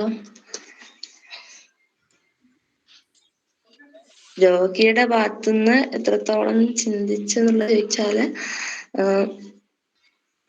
കുറച്ചൊക്കെ അവരുടെ പ്രശ്നങ്ങൾ മനസ്സിലാക്കാൻ നോക്കിയിട്ടുണ്ട്. എന്നാലും അത്രയൊന്നുമില്ല, അത്രയൊക്കെ തന്നെ. ഓക്കെ, ഒബ്സർവറുടെ കുറച്ച് പോയിന്റ്സ് ഓക്കെയാണ്. ഏത് രീതിയിൽ റേറ്റിംഗ് കൊടുക്കും അതുകൂടി ഒന്ന് പറയൂ.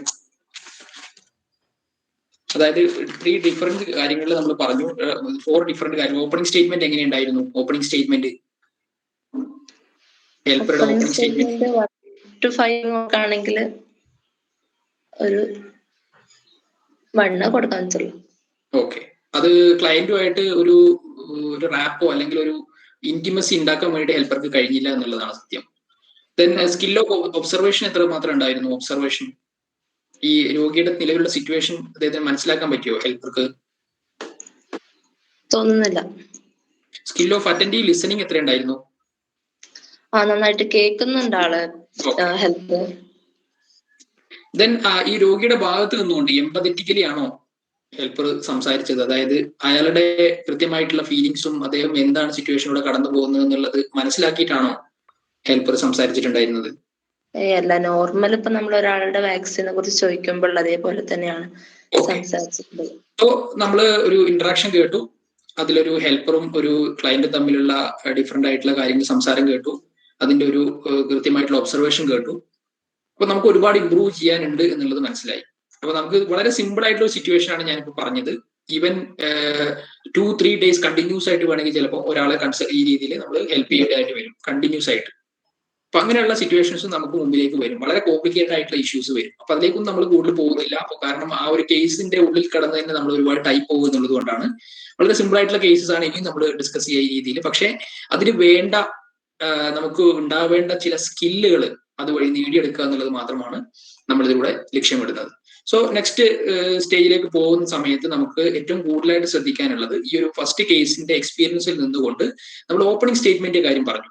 ഓപ്പണിംഗ് സ്റ്റേറ്റ്മെന്റിൽ നമ്മൾ എപ്പോഴും അവർ പറയുന്ന കാര്യങ്ങൾ നമ്മൾ രേഖപ്പെടുത്തി വെക്കുക എന്നുള്ളത്, ഞാൻ പേനും പേപ്പറും ഉണ്ടാവണമെന്ന് പറഞ്ഞല്ലോ, അപ്പൊ രേഖപ്പെടുത്തി വെക്കുക എന്നുള്ള ഹെൽപ്പർക്ക് ഉണ്ടാവേണ്ട ഏറ്റവും ആദ്യത്തെ ഒരു ഇമ്പോർട്ടന്റ് ആയിട്ടുള്ള കാര്യമാണ്. അതായത് കൃത്യമായിട്ട് രേഖപ്പെടുത്തി വെക്കുക അയാളുടെ പേര്, പ്രായം, അതേപോലെ തന്നെ എന്താണ് അയാള് പറഞ്ഞ കാര്യങ്ങൾ തിരിച്ച് അതേപോലെ പറയുക എന്നുള്ളതാണ് നമുക്ക് ഓപ്പണിംഗ് സ്റ്റേറ്റ്മെന്റ് ഭാഗമായിട്ട് ആദ്യമായിട്ട് ചെയ്യാനുള്ളത്. അതിനുശേഷം ഈ ഇൻഫർമേഷൻസ് പ്രൊവൈഡ് ചെയ്യുക, അതേപോലെ തന്നെ അയാളുടെ ഫീലിങ്സ് എന്തായിരുന്നു എന്നുള്ളത് കൃത്യമായിട്ട് മനസ്സിലാക്കി വെക്കുക എന്നുള്ളതാണ്. സോ നമുക്ക് നെക്സ്റ്റ് സ്റ്റെപ്പിലേക്ക് പോകുമ്പോൾ ആ ഒരു കാര്യങ്ങൾ കൂടി നിങ്ങൾ ശ്രദ്ധിച്ചതിന് ശേഷം കേസ് 2 കൺസിഡർ ചെയ്യാം. കേസ് 2ലും ഇതേ രീതിയിൽ തന്നെ നമുക്ക് പരസ്പരം സംസാരിക്കുന്നതിന് വേണ്ടി 3 പേര് ആവശ്യമുണ്ട്. 3 പേര് എത്രയും പെട്ടെന്ന്, അതിന് 2 മിനിറ്റ് സമയമുള്ളൂ. 2 മിനിറ്റ് സമയത്തിനുള്ളിൽ 3 പേര് മുന്നോട്ട് വരിക. ഒരു ഹെൽപ്പർ, ഒരു ഒബ്സർവർ, ഒരു client.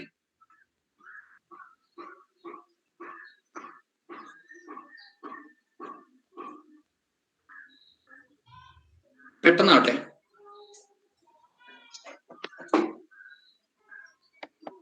Kareem sir. Okay, Naveen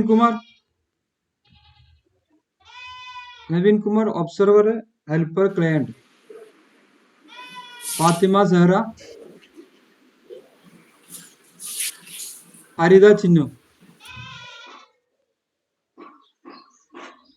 പെട്ടെന്ന് വരണേ, സമയമില്ല നമുക്ക്. നവീൻ കുമാർ ആരാവുന്നു? ഒബ്സർവർ ആവുന്നു, ഹെൽപ്പർ ആവുന്നു, ക്ലയന്റ് ആവുന്നു?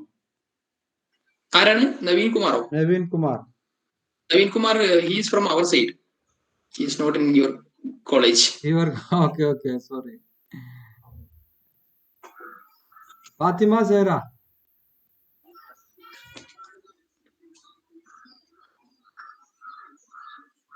Net issues.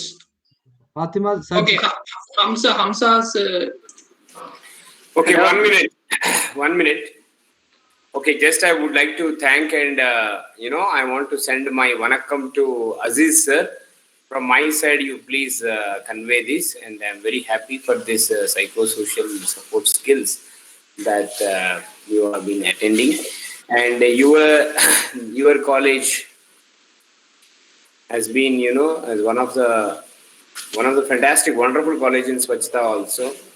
So please continue this session, and all of you please keep open your videos. Thank you all. Thank you, Dr. Abdul Karim ji. Thank you, sir. Naveen sir ആയിരുന്നോ നമ്മുടെ സ്വച്ഛത അവിടെ workshop നടത്തിയിട്ടുണ്ടായിരുന്നു? അല്ല. അല്ലേ? Okay, ശരി. Naveen sir, he's from our side, he's one of the resource person. അപ്പൊ എത്രയും പെട്ടെന്ന് തന്നെ 3 പേര് തയ്യാറാവുക. നേരത്തെ ആരോ പറഞ്ഞല്ലോ. Hridayraj, Sajna, Afra Anwar. Hamza Naban. Hello, sir. Okay, Hamza Naban. Okay, so Hamza Naban will be the helper. Okay. Then one client and one observer needed. ഇതിൽ voluntary ആയിട്ട് മുന്നോട്ട് വരിക.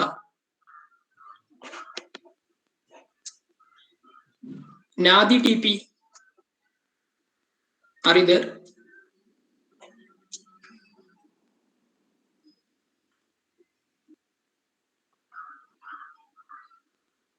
Arshad Shah. Nadi TP. Okay, Nadi TP will be the client. Okay. No, sir, I am observer. Okay, you will be the observer. Thank you. Nadi TP will be the observer. And one client. Amna Faisal, are you there? Okay, Munawar sir will be the client. Okay. Then case number 2 നമ്മൾ discuss ചെയ്യാൻ പോവാണ്. Case number 2 നമ്മൾ discuss ചെയ്യാൻ പോകുന്ന case ഞാൻ just ഒന്ന് പറയാം sir. I am Sunil എന്നാണ് എന്റെ പേര്. എനിക്ക് 50 വയസ്സ് പ്രായമുണ്ട്. ഞാൻ കോവിഡ് പോസിറ്റീവ് ആണ്. പക്ഷെ എന്റെ ഭാര്യ ടെസ്റ്റ് ചെയ്ത സമയത്ത് അവർ നെഗറ്റീവ് ആണ്. അതേസമയം അവര് ഒരു ഹാർട്ട് പേഷ്യന്റ് ആണ്. കൂടാതെ ഞങ്ങൾക്ക് 3 പെൺകുട്ടികളാണ്. 3 പേരും പോസിറ്റീവാണ്. അപ്പൊ എനിക്കാണെങ്കിൽ ഞാന് പോസിറ്റീവാണ്. വൈഫ് മാത്രമേ ഇപ്പോ വീട്ടിലുള്ളൂ. അവര്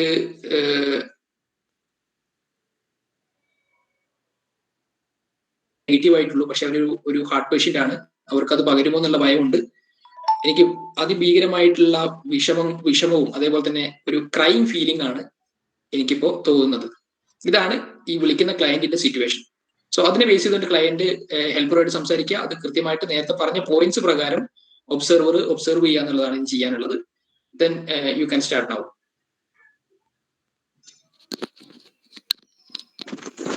Hello.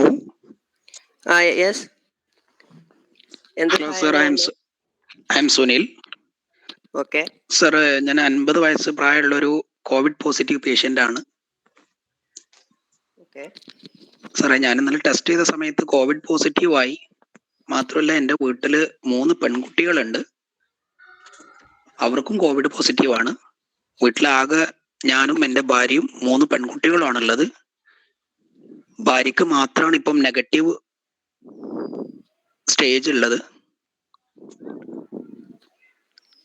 ഹലോ ഓക്കെ സാർ, കേൾക്കുന്നുണ്ട്. ഹലോ സാർ, ഞാൻ വളരെയധികം പേടിയിലാണ്. എൻ്റെ വൈഫ് ഒരു ഹാർട്ട് പേഷ്യൻ്റ് ആണ് sir. Okay mister Sunil, tension അടിക്കേണ്ട സാഹചര്യം ഒന്നുമില്ല. ഇവിടെ ഗവൺമെന്റും ഹെൽത്ത് ഇൻസ്പെക്ടർമാരൊക്കെ ഇതിനു വേണ്ടിയിട്ട് തന്നെയാണ് സഹായത്തിനുള്ളത്.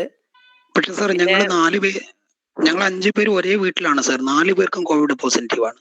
എൻ്റെ വൈഫിന് മാത്രമേ നെഗറ്റീവ് ഉള്ളൂ സാർ. വൈഫ് ഇപ്പോൾ നിങ്ങളെ ഒപ്പം സെപ്പറേറ്റ് ആയിട്ടാണ് ക്വാറന്റൈൻ ചെയ്യുന്നത് നിങ്ങൾ? വൈഫ് ആണ് സാർ. ഒരാൾ മാത്രമേ നെഗറ്റീവ് ഉള്ളൂ. അവളൊരു ഹാർട്ട് പേഷ്യൻ്റ് ആണ് സാർ. സാർ എനിക്ക് വലിയൊരു കുറ്റബോധമുണ്ട് സാർ. ഞങ്ങൾ 4 പേരും പോസിറ്റീവായ ഒരു സാഹചര്യത്തിൽ ഒരു നെഗറ്റീവായ ഹാർട്ട് പേഷ്യന്റ് ഞങ്ങളെ കൂടെ നിൽക്കും. മിസ്റ്റർ സുനിൽ, താങ്കൾ ഒന്ന് ബേജാറായിരിക്കൂ. ഇവിടെ ഞങ്ങളൊക്കെ ഇല്ലേ, അത് വളരെ ഭീകരമായ ഒരു വൈറസ് ഒന്നുമല്ല. ഇതിനേക്കാളും ഭീകരമായ വൈറസുകളെയൊക്കെ നമ്മൾ അതിക്രമിച്ചിരിക്കുന്നു. പിന്നെ ഇപ്പോൾ പറയാനുള്ളത്, താങ്കളുടെ വൈഫിന് ഇപ്പോൾ നെഗറ്റീവ് ആണെന്നാണ് താങ്കൾ പറഞ്ഞത്. അതുകൊണ്ട് തന്നെ വൈഫിനോട് എല്ലാ രീതിയിലുള്ള പ്രൊട്ടക്ഷൻസും, വീട്ടിൽ മാസ്ക് ധരിക്കുക, അതേപോലെ തന്നെ സാർ അവളൊരു ഹാർട്ട് പേഷ്യന്റ് ആണ്. പല ന്യൂസുകളും കാണുന്നുണ്ട്. ഹാർട്ട് പേഷ്യന്റ്, കിഡ്നി പേഷ്യന്റ്, അങ്ങനെയുള്ള ആളുകൾക്കൊക്കെ വളരെ പെട്ടെന്ന് ഇത് പകരാനുള്ള സാധ്യത ഉണ്ട്. കൊണ്ടു കൊടുക്കാനുണ്ടെങ്കിൽ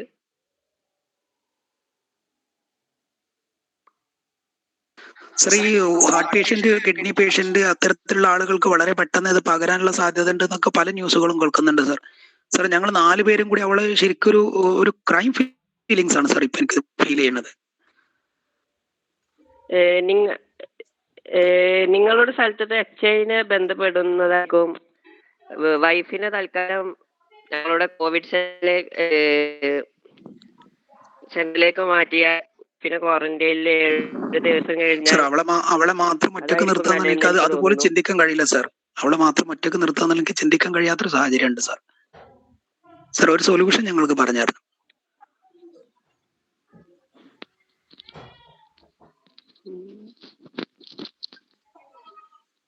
ഞാൻ എന്താ സാർ ചെയ്യുക സാർ? ഞങ്ങൾ 4 പേരും പോസിറ്റീവ്, ഒരാൾ മാത്രം നെഗറ്റീവ്. ഒരാളെ മാത്രം മാറ്റി നിർത്തുക എന്നുള്ളത്, അവളൊരു ഹാർട്ട് പേഷ്യന്റ് ആണ്, ഞാൻ നിങ്ങളോട് ആദ്യം പറഞ്ഞു. വാക്സിനേഷൻ ചെയ്തിരിക്കുന്നു സാർ? സാർ ഞാനിപ്പം വാക്സിനേഷനിലല്ല പേടിയുള്ളത്. അവളുടെ നെഗറ്റീവ്, അവൾക്ക് പോസിറ്റീവ് ആവുക എന്നുള്ളൊരു പേടിയിലാണ് ഇപ്പൊ ഞാനുള്ളത്. ഞങ്ങൾക്ക് ഇപ്പൊ ഈ 4 പേർക്കും പോസിറ്റീവ് ആണ്. ആ ഒരു സാഹചര്യത്തിലാണ് ഞാൻ എന്താ ചെയ്യാന്ന് അറിയാണ്ട് വിഷമിച്ചിരിക്കുമ്പോഴാണ് സാറിനെ വിളിച്ചത്. നിങ്ങൾ അവരുമായി അവസാനമായി കോണ്ടാക്ട് എന്തെങ്കിലും ചെയ്തിരുന്നോ? ഞങ്ങൾ ഒരേ വീട്ടിലാണ് താമസം. ഓക്കെ, അപ്പോൾ ഇപ്പോൾ ചെയ്യാൻ കഴിയുന്നത് എന്ന് വെച്ചാൽ, ഞാൻ ഇവിടുത്തെ ക്ലീനിങ് ടീമിനെ അങ്ങോട്ട്, നിങ്ങളുടെ അഡ്രസ് ഒന്ന് പറയാമോ സാറിന്റെ? യെസ്, ഞാൻ Sunil. Okay, nut street, Vadakara PO. Okay.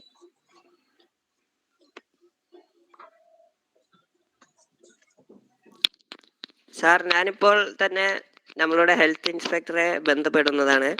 ഇതിനുശേഷം നമ്മളെ ക്ലീനിങ് വർക്കേഴ്സിനെ ഞാൻ താങ്കളുടെ വീട്ടിലേക്ക് വിടുകയും അവിടെ രോഗമുക്തമാക്കാനുള്ള എല്ലാ സജ്ജീകരണങ്ങളും ഒരുക്കാനും ഞാൻ ശ്രമിക്കുന്നതാണ്.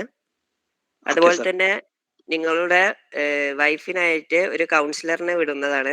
വൈഫിന് എന്ത് ഇതുണ്ടെങ്കിലും പരിഹരിക്കാൻ ഒരു കൗൺസിലറിനെ ഞാൻ വിടുന്നതാണ്. അതുപോലെ തന്നെ കോവിഡിന് നിങ്ങൾ യാതൊരുവിധ ടെൻഷൻ അടിക്കേണ്ട കാര്യമില്ല. നിങ്ങളെ മക്കളൊക്കെ ഇപ്പൊ എത്രയിലാണ് പഠിക്കുന്നത്? മക്കൾ ചെറിയ മക്കളാണോ? +2, 8, 5, മറ്റൊന്ന് ചെറിയൊരു കുട്ടിയാണ്. ഓക്കെ, അപ്പോ ഈ ചെറിയ കുട്ടികളായിട്ട് അധികം കോണ്ടാക്ട് ഒന്നും വരുത്താതെ ശ്രമിക്കുക. മാക്സിമം ഇമ്മ്യൂണിറ്റി ബൂസ്റ്റ് ചെയ്യാനുള്ള കാര്യങ്ങൾ ചെയ്യുക. ചൂടുവെള്ളം കുടിക്കുക, അതുപോലെ തന്നെ ഇടയ്ക്കിടയ്ക്ക് ആവി പിടിപ്പിക്കുക. അങ്ങനെ നാച്ചുറൽ ആയിട്ടുള്ള തന്നെ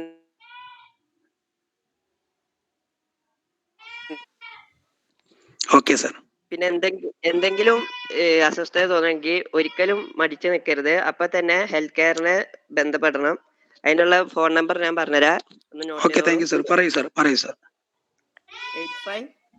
85 92 92 000 000 125. ഇത് എൻ്റെ ഒരു സുഹൃത്തായ ഒരു ഡോക്ടർ നൗഫലിന്റെ നമ്പറാണ്. അദ്ദേഹം Okay, sir.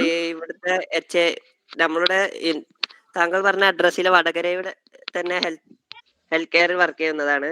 അപ്പോ ഓക്കെ സർ. എന്തുണ്ടെങ്കിലും അദ്ദേഹത്തെ ബന്ധപ്പെടുക. Okay sir. സാർ ഒന്ന് പറയണം സർ നൗഫൽ സാറോട് എന്റെ കാര്യം സർ. ഓ തീർച്ചയായും സുനിൽ. Okay sir. വേറെ എന്തെങ്കിലും താങ്ക് യു സർ. ഡൗട്ട് എന്തെങ്കിലും ഉണ്ടോ? ഇല്ല sir, thank you sir. Oh my pleasure. Okay, overall ആയിട്ടുള്ള ഒബ്സർവേഷന് വേണ്ടിയിട്ട് ഒബ്സർവറെ ക്ഷണിക്കുകയാണ്.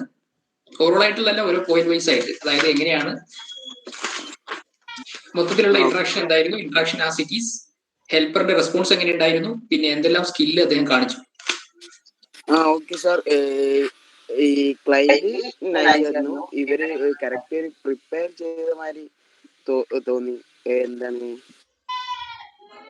ഇതിനുള്ള നൈസ് റിപ്ലൈസ് ആയിരുന്നു. ഹെൽപ്പറും അടിപൊളിയായിരുന്നു, കുഴപ്പമൊന്നുമില്ല.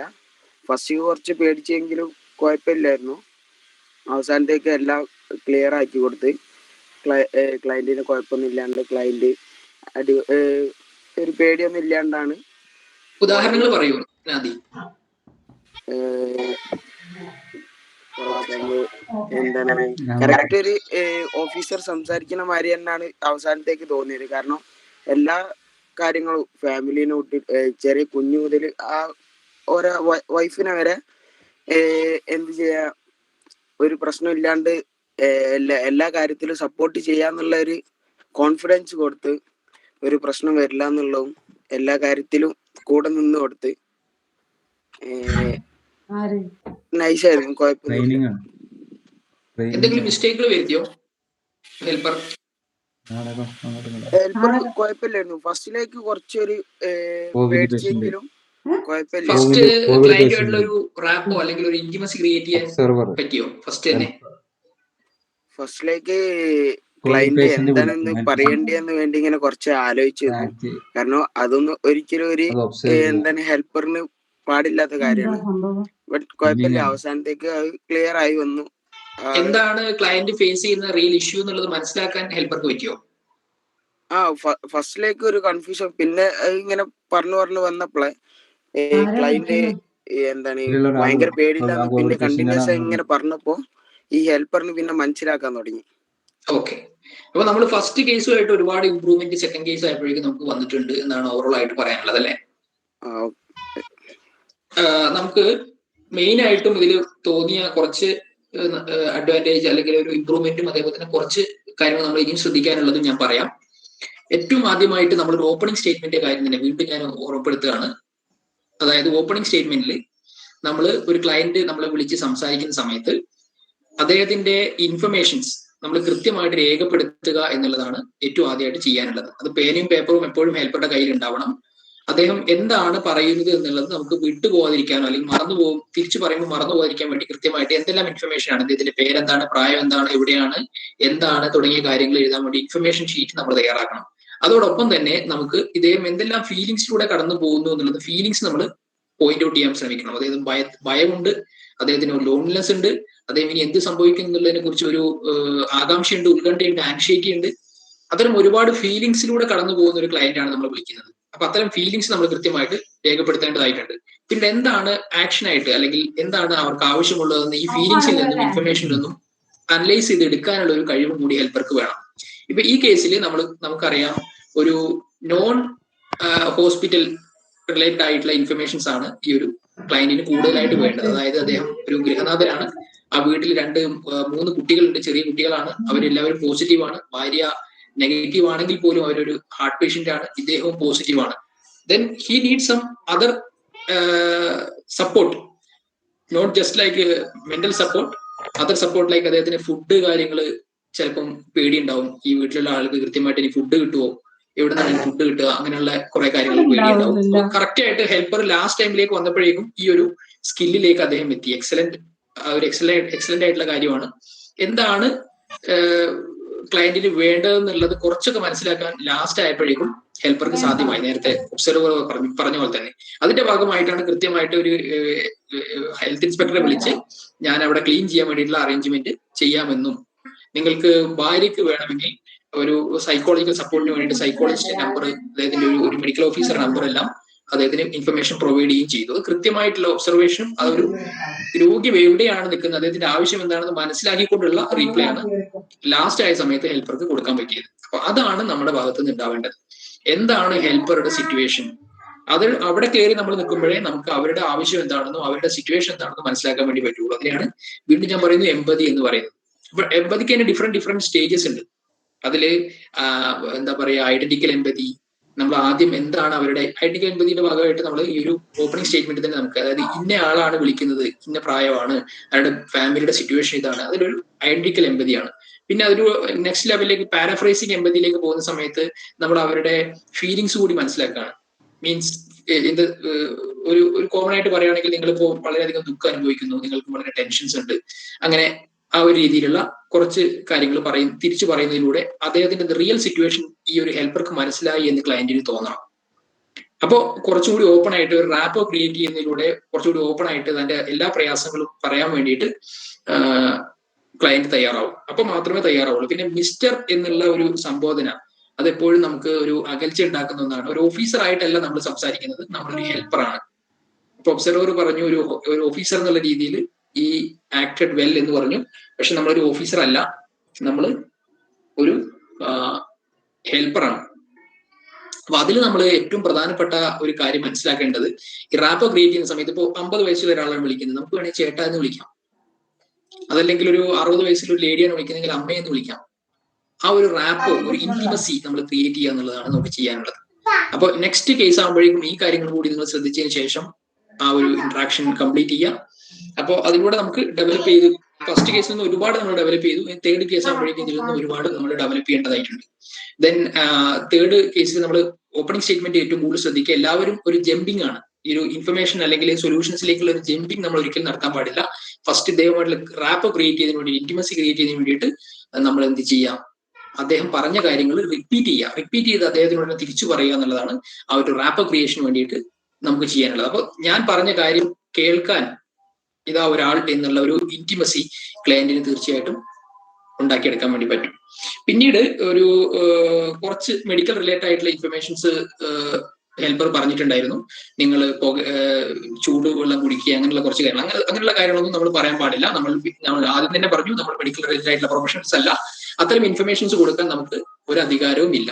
അത്തരം ഇൻഫർമേഷൻസ് നമ്മൾ ഒരു കാരണവശാലും ക്ലയന്റുമായിട്ട് സംസാരിക്കാൻ പാടില്ല. നിങ്ങൾ നിങ്ങളുടെ ഡോക്ടറെ കൺസൾട്ട് ചെയ്യുക എന്നുള്ളത് മാത്രമേ നമ്മൾ പറയാൻ പാടുള്ളൂ. ഇന്ന ദിവസം കഴിയുമ്പോൾ പോസിറ്റീവ് ആവുന്നോ, ഇന്ന ദിവസം കഴിയുമ്പോൾ നെഗറ്റീവ് ആവുന്നോ, അങ്ങനെയുള്ള മെഡിക്കൽ റിലേറ്റഡ് ആയിട്ടുള്ള ഒരു ഇൻഫർമേഷൻ നമ്മൾ കൊടുക്കാൻ പാടില്ല. ഓക്കെ, സോ നെക്സ്റ്റ് കേസ് നമുക്ക് നോക്കാം. അതിനുവേണ്ടി 3 പേര് വീണ്ടും ഇത്രയും പെട്ടെന്ന് റെഡി ആവുക.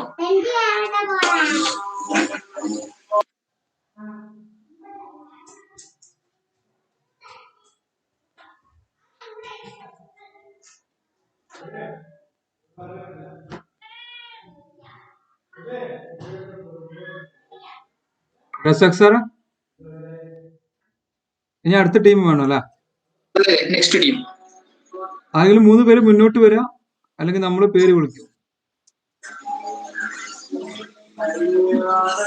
Consider this is an experience. ഒരു നാഷണൽ പ്ലാറ്റ്ഫോമിലാണ് ഇരിക്കുന്നത്, മനസ്സിലാക്കുക. Yes, Shifla Sherin. Okay, Shifla Sher will be the helper. Very good. Next. Sir, ഞാൻ ഒബ്സർവർ ആയിക്കോളാം. തസ്നി മൊയ്തീൻ ഒബ്സർവർ ആയിക്കോളാം. ഓക്കെ. സർ, ഞാൻ ക്ലയന്റ് ആവാം. Naija Nachu. Yes, client. Okay, അപ്പൊ തുടങ്ങാം സാറാ. അപ്പൊ നമുക്ക് നേരിട്ട് കേസിലേക്ക് പോവാം, സമയം കളയണ്ട. അപ്പോ ക്ലയന്റ് ഹെൽപ്പറുമായിട്ട് സംസാരിക്കേണ്ട കേസ് നമുക്ക് ബേസിക് ആയിട്ട് ഞാൻ പറയാം. അതായത് എന്റെ പേര് ലത എന്നാണ്. എനിക്ക് 65 വയസ്സ് പ്രായമുണ്ട്. എന്റെ ഭർത്താവ് ഓൾറെഡി മരിച്ചു. ഞാൻ ഒരു കുട്ടിയുടെ 2 കുട്ടികളുടെ അമ്മയാണ്. 2 പേരും പെൺകുട്ടികളാണ്. എനിക്ക് ഇപ്പൊ കോവിഡ് പോസിറ്റീവാണ്. അപ്പൊ ഇങ്ങനൊരു സിറ്റുവേഷനിൽ ഞാൻ വളരെയധികം എനിക്ക് വലിയ രീതിയിലുള്ള ഭയമുണ്ട്. അതേപോലെ തന്നെ ഫ്യൂച്ചർ എന്താവും എന്നുള്ളതിനെ കുറിച്ച് വളരെ എന്താ പറയാ ഒരു അൺസർട്ടൈനിറ്റി ഉണ്ട്. എന്താവുമെന്ന് ഒരു ഐഡിയ ഇല്ല. ഞാൻ ശരിക്കും പറഞ്ഞാൽ ഒരു സൂയിസൈഡിന്റെ വക്കിലാണ് നിൽക്കുന്നത്. ഇതാണ് ക്ലയന്റ് പറയേണ്ട കേസ്. ഓക്കെ സർ, സ്റ്റാർട്ട് ചെയ്യാം. ഹലോ ഹലോ സർ, ഞാൻ ലതയാണ് സംസാരിക്കുന്നത്. ഹലോ ഹലോ, കേൾക്കുന്നില്ല? ഓക്കെ, ഞാൻ ലതയാണ് കേൾക്കുന്നുണ്ട്. ഓക്കെ, എന്താ പറയുന്നത്? എനിക്ക് 65 വയസ്സായി. ഓക്കെ, എനിക്കിപ്പോ ടെസ്റ്റ് ചെയ്തപ്പോ കോവിഡ് പോസിറ്റീവാണ്. ഞാന് എന്റെ വീട്ടില് ഞാനും എന്റെ 2 മക്കളും മാത്രമേ ഉള്ളൂ. 2 പെൺമക്കളും മാത്രമേ ഉള്ളൂ. ഭർത്താവ് മരിച്ചതാണ്. അപ്പോ എനിക്കിപ്പോ കോവിഡ് പോസിറ്റീവാണ്. എന്റെ മക്കൾക്ക് 2 പേർക്കും നെഗറ്റീവ്. അപ്പോ വല്ലാത്തൊരു സിറ്റുവേഷനിലാണ് ഞാനിപ്പോ. എങ്ങനെയാണ് ഞാൻ പോസിറ്റീവും മക്കളൊക്കെ നെഗറ്റീവും ആണ്? എന്റെ കയ്യിൽ നിന്ന് അവർക്ക് ഇത് അസുഖം ബാധിക്കുവോ? പിന്നെ അവരുടെ ഒരു ലൈഫ് എന്താകും? ഇനി എന്താണ് മുന്നോട്ടെന്നുള്ളൊരു ഒന്നും അറിയാതൊരു ആകൊരു കൺഫ്യൂഷനായി നിൽക്കുകയാണ് ഞാൻ. ഓക്കെ, എന്താണ് ഞാൻ ചെയ്യേണ്ടത്? എനിക്ക് മക്കളിപ്പോ എവിടെയാണ്? വീട്ടിലുണ്ട്. വീട്ടിൽ നിങ്ങളിപ്പോ ഒരു റൂമിലല്ലേ നിൽക്കുന്നത്? അതെ, ഞാനൊരു റൂമിലാണ് നിൽക്കുന്നത്. മക്കളിപ്പോ നിങ്ങളുടെ അടുത്തല്ലല്ലോ? ആ, മക്കൾ എന്റെ അടുത്ത്. ഓക്കെ, അപ്പോ ഓക്കെ, പറയാന്ന് വെച്ചാല് ഇപ്പത്തെ സിറ്റുവേഷൻ ഇപ്പോ വളരെ രൂക്ഷമാണ്. അപ്പോ നിങ്ങളെ മക്കള് നെഗറ്റീവാണ്. അപ്പൊ നിങ്ങൾ ശരിക്കും പറഞ്ഞാൽ സന്തോഷിക്കാണ് വേണ്ടത്. കാരണം നിങ്ങളെ മക്കളെങ്കിലും നെഗറ്റീവ് ആയല്ലോ. അതെ. ആൻഡ് നിങ്ങളിപ്പോ ശ്രദ്ധിക്കണം എന്താന്ന് വെച്ചാല് നന്നായിട്ട് ശ്രദ്ധിക്ക. ബി പോസിറ്റീവ്, അതാണ് നമുക്കിപ്പോ വേണ്ടത്. ഓക്കെ. ആൻഡ് പിന്നെ സൂസൈഡ് ചെയ്യാൻ ഒന്നും വേണ്ട. കാരണം അതൊന്നും ഒരു പ്രതിവിധിയല്ല. നിങ്ങള് മക്കൾക്ക് വേണ്ടിയിട്ടാണ് ഇത്രയും കാലം ജീവിച്ചതും. അപ്പോ നിങ്ങൾ വളരെയധികം ശ്രദ്ധിക്ക. അത് തന്നെയാണ് പേടി. മക്കൾക്ക് വേണ്ടിയാണ് ജീവിച്ചത്. ഇനി എനിക്ക് ഇതിൽ എന്തെങ്കിലും സംഭവിച്ചാൽ എന്റെ മക്കളുടെ ഭാവി, അവരുടെ ഫ്യൂച്ചർ, അങ്ങനെ ഒരുപാട് കാര്യങ്ങളായിട്ട് ടെൻസ്ഡ് ആണ്. ആവശ്യമില്ല ഇതില്. ഇതിപ്പോ ഒരുപാട് പേര് എത്ര ആളുകൾ ഇപ്പോ പോസിറ്റീവ് ആയവര് ശരിയായി വന്നവരുണ്ട്. അപ്പൊ അങ്ങനെ ചിന്തിക്കാം. നിങ്ങള് നല്ല രീതിയിൽ ശ്രദ്ധിക്കുക. അതാണ് നമുക്ക് മെയിൻ ആയിട്ട് വേണ്ടത്. പിന്നെ മെന്റൽ ഹെൽത്ത് ഇതിൽ ഭയങ്കര ഇമ്പോർട്ടന്റ് ആണ്. അതായത് നമ്മൾ പോസിറ്റീവായിട്ട് ചിന്തിക്കുക. അതായത് നമ്മൾ വെറുതെ ആവശ്യമില്ലാത്ത ഒരുപാട് ചിന്തകളൊന്നും ചിന്തിക്കേണ്ട ആവശ്യമില്ല. Okay Latha? Thank you. Observer please. വേറെ എന്തെങ്കിലും പറയണ്ട? ഇല്ല, thank you for that. Thank you. Observer അറിയുന്നു? പറയൂ, എങ്ങനെയുണ്ടായിരുന്നു? ഓഡിബിൾ ആണ്, പറയൂ. കുഴപ്പമില്ല. ബട്ട് ഒരു 65 വയസ്സുള്ള ഒരു സ്ത്രീ ഭർത്താവ് മരിച്ചിട്ട് കോവിഡ് പോസിറ്റീവ് ആയിട്ട് 2 പെൺകുട്ടികൾ മാത്രമേ വീട്ടിലുള്ള ഒരു സാഹചര്യത്തിൽ പറയുന്നതൊക്കെ കറക്റ്റ് ആണ്. ബട്ട് ആ ഒരു ഫീല് എനിക്ക് കിട്ടിയില്ല. ഒരു സ്റ്റേറ്റ്മെന്റ് ഇങ്ങനെ പറയുന്ന പോലെ എനിക്ക് തോന്നിയിട്ടുള്ളൂ. 2 ആളതിലും ആ ഒരു ടെൻഷനും ആ ഒരു ഫീലൊന്നും എനിക്ക് കണ്ടില്ല. ഞാൻ അവരെ സംസാരത്തിൽ സ്ലാങ്ങിൽ അത് കണ്ടില്ല. പിന്നെ ഒരു പോസിറ്റിവിറ്റി ആണ് നമ്മുടെ ഷിഫ്ല എന്ന് പറയുന്ന ഹെൽപ്പർ ക്രിയേറ്റ് ചെയ്തത്. കുഴപ്പമില്ലായിരുന്നു എന്ന് പറയാം. ഓക്കെ, നമ്മള് ക്ലയന്റിന്റെ ഭാഗത്തു നിന്ന് കൂടുതൽ സംസാരിക്കേണ്ട കാര്യം, അവരെ ഒബ്സർവ് ചെയ്യേണ്ട കാര്യമില്ല. കാരണം ക്ലയന്റ് ഡിഫറെന്റ് സിറ്റുവേഷനിലുള്ള ആളുകൾ ഉണ്ടാവും. ചിലപ്പോൾ വളരെയധികം ബോൾഡ് ആയിട്ടുള്ള ആളുകൾ ഉണ്ടാവും. അപ്പോൾ അങ്ങനെയുള്ള ഇതല്ല നമ്മൾ നോക്കാനുള്ളത്. നമ്മൾ കൂടുതലായിട്ടും ഹെൽപ്പറുടെ ഭാഗത്ത് നിന്നിട്ടാണ് ഒബ്സർവ് ചെയ്യേണ്ടത്. ദെൻ ഹെൽപ്പറുടെ ഭാഗത്ത് നിന്ന് ഒബ്സർവ് ചെയ്യുമ്പോൾ അദ്ദേഹം കൺസിഡർ ചെയ്തത് കൃത്യമായിരുന്നു. ഞാനിപ്പോ തൊട്ട് മുന്നേ പറഞ്ഞ ഓപ്പണിംഗ് സ്റ്റേറ്റ്മെന്റ് ക്ലിയർ ആയിരുന്നോ? ഇല്ല, ഓപ്പണിംഗ് സ്റ്റേറ്റ്മെന്റ് ഫസ്റ്റ് ആ അവരുമായിട്ട് statement റാപ്പ് അവര് പറഞ്ഞു. ഇല്ല. ഹലോ ഹലോ, കേട്ടില്ല, ഒന്നുകൂടി പറയോ? ഏതെങ്കിലും ഈ ഓപ്പണിംഗ് ഒരു സ്റ്റേറ്റ്മെന്റ് വിളിക്കുന്ന ആളുടെ ഏതെങ്കിലും ഫീലിങ്സ് മനസ്സിലാക്കാൻ ഹെൽപ്പർക്ക് സാധ്യമായോ? അങ്ങനെ ചെറുത് പറ്റിയിട്ടുണ്ട്. അതിലൊരു പോസിറ്റിവിറ്റി അവർ ക്രിയേറ്റ് ചെയ്യുന്നുണ്ട്. നിങ്ങൾ പോസിറ്റീവ് ആവണം എന്ന് പറഞ്ഞിട്ടുള്ള ഒരു സ്റ്റേറ്റ്മെന്റ് അവർ ഞാൻ പറഞ്ഞു. പറഞ്ഞു there is no advice. Advice നമ്മൾ കൊടുക്കാൻ നമ്മൾ ആൾക്കാരല്ല. ഓൺലി സിറ്റുവേഷൻ മനസ്സിലാക്കുന്നു, ഇൻഫർമേഷൻസ് പ്രൊവൈഡ് ചെയ്യുന്നു. അതിനു വേണ്ടിയിട്ട് നമ്മളൊരു ഓപ്പണിംഗ് സ്റ്റേറ്റ്മെന്റിലൂടെ അവരോട് റാപ്പ് ക്രിയേറ്റ് ചെയ്ത് നമ്മളൊരു ഒരു ഇന്റിമസി ക്ലയന്റുമായിട്ട് ഉണ്ടാക്കിയതിനു ശേഷം നിലവിലെ സിറ്റുവേഷൻസ് അവരുമായിട്ട് പങ്കുവെക്കുന്നു. അതിനുശേഷം ഇൻഫർമേഷൻസ് അവർക്ക് എന്താണോ ആവശ്യമായത് മനസ്സിലാക്കി, അവരുടെ ഫീലിങ്സ് മനസ്സിലാക്കി ഇൻഫർമേഷൻസ് പ്രൊവൈഡ് ചെയ്യുന്നു. That's all. ആ രീതിയിൽ നോക്കുന്ന സമയത്ത് advices jumping in to advice നമ്മൾ പറഞ്ഞ് ഈ ക്ലയന്റ് പേര് പറഞ്ഞ് അല്ലെങ്കിൽ ഈ ഒരു ഇഷ്യൂ പറഞ്ഞ് ഉടനെ തന്നെ ഹെൽപ്പർ ഈ അഡ്വൈസിലേക്ക് ജമ്പ് ചെയ്യാണ് ഉണ്ടായത്.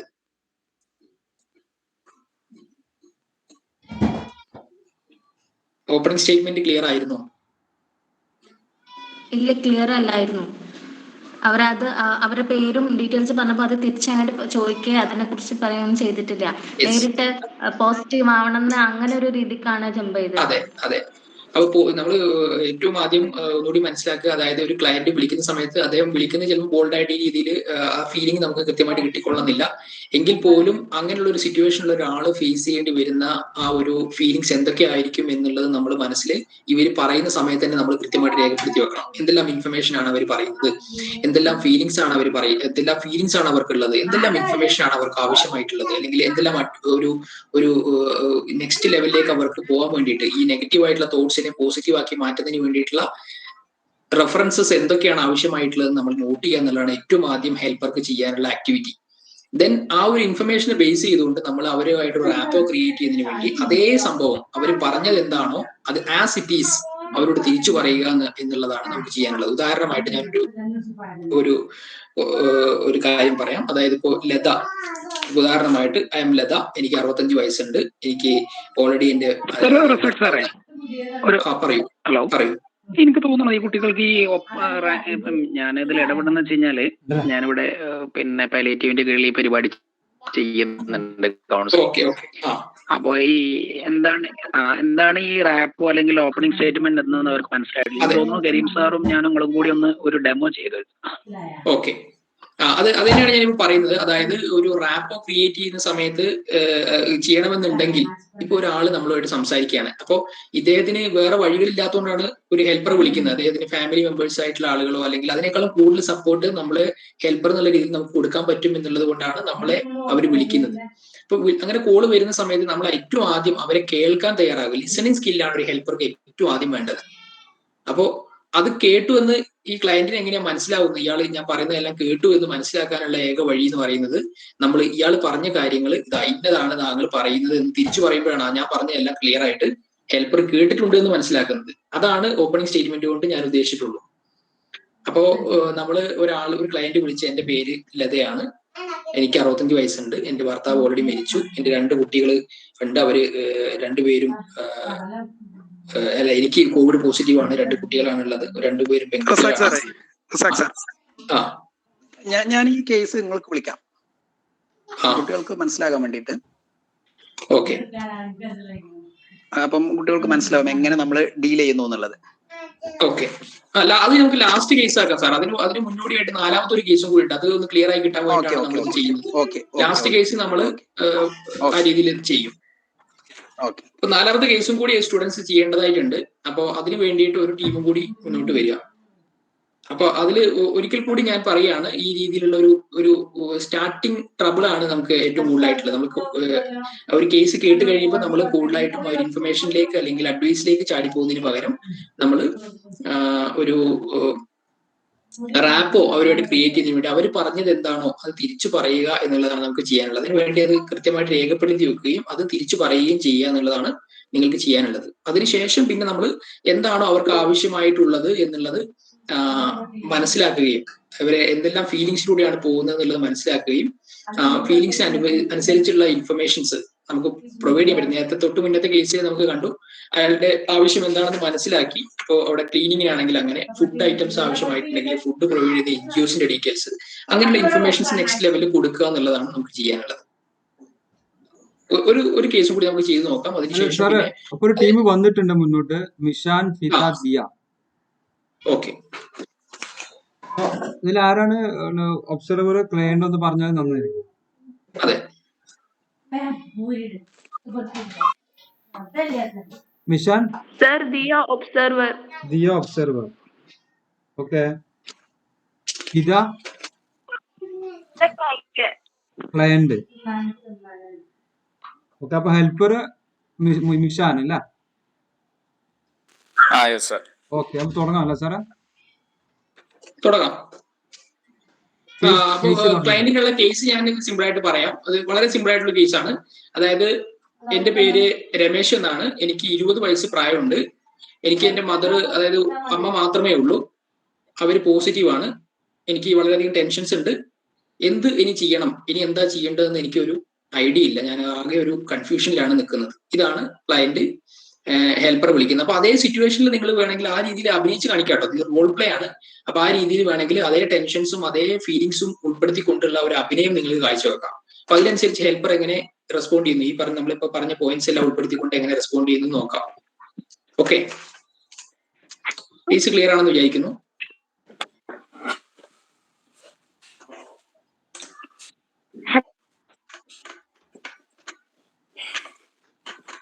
ഹലോ, കേൾക്കണില്ലേ? ഹലോ, കേൾക്കാം. Hello sir, Ramesh. 20 വയസ്സാണ്.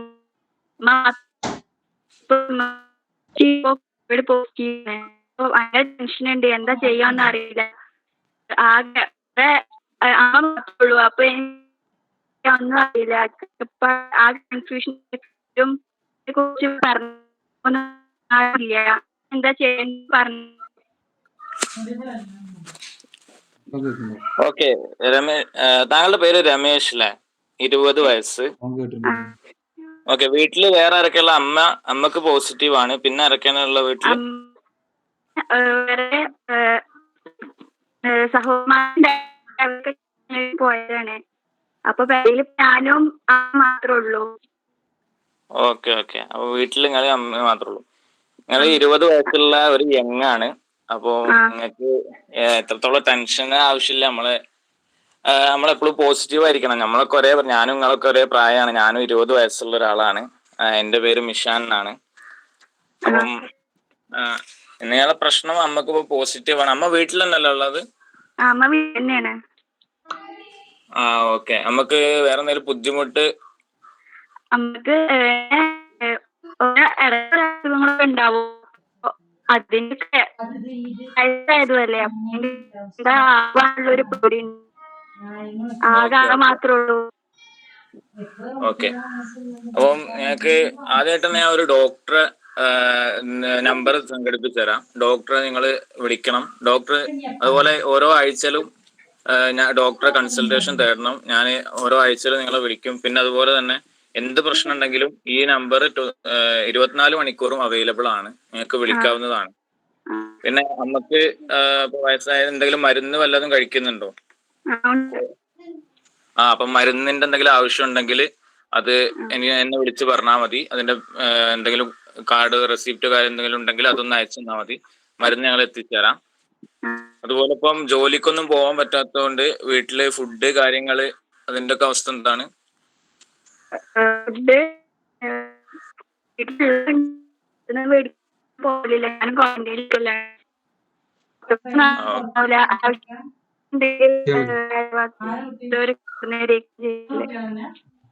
Okay okay. അപ്പൊ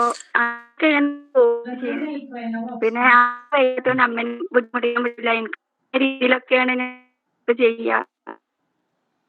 ഓക്കെ. അപ്പൊ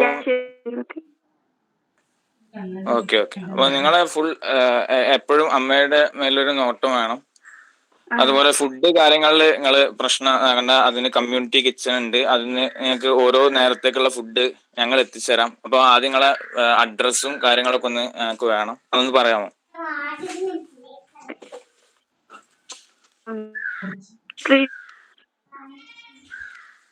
ഹലോ ഹലോ പറഞ്ഞോളൂ. പറഞ്ഞോളൂ. പറഞ്ഞോളൂ.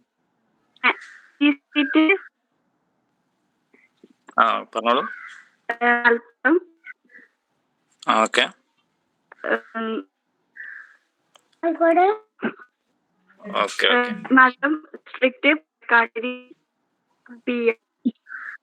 Okay okay. അപ്പം എന്തെങ്കിലും പ്രശ്നം ഉണ്ടെങ്കിൽ നിങ്ങൾ അറിയിക്കുക. ഫുഡ് നമ്മൾ ഓരോ സമയത്തിനുള്ള ഫുഡ് ഞങ്ങൾ എത്തിച്ചു തരും. അതുപോലെ മരുന്ന് മുടങ്ങാതെ തന്നെ നമുക്ക് കൊടുക്കുക. പിന്നെ ബാക്കി കാര്യങ്ങൾ ഡോക്ടർ നിങ്ങളായിട്ട് സംസാരിക്കും. എന്തൊക്കെ ആണ് ഇതിന് പ്രിക്കോഷൻസ് എടുക്കേണ്ടത്, എന്തൊക്കെയാണെന്നുള്ള കാര്യങ്ങളൊക്കെ ഡോക്ടറുകളോട് സംസാരിക്കും.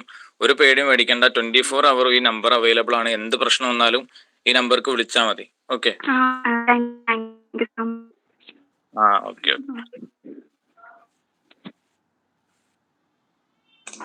ഓക്കെ. ഒബ്സർവർ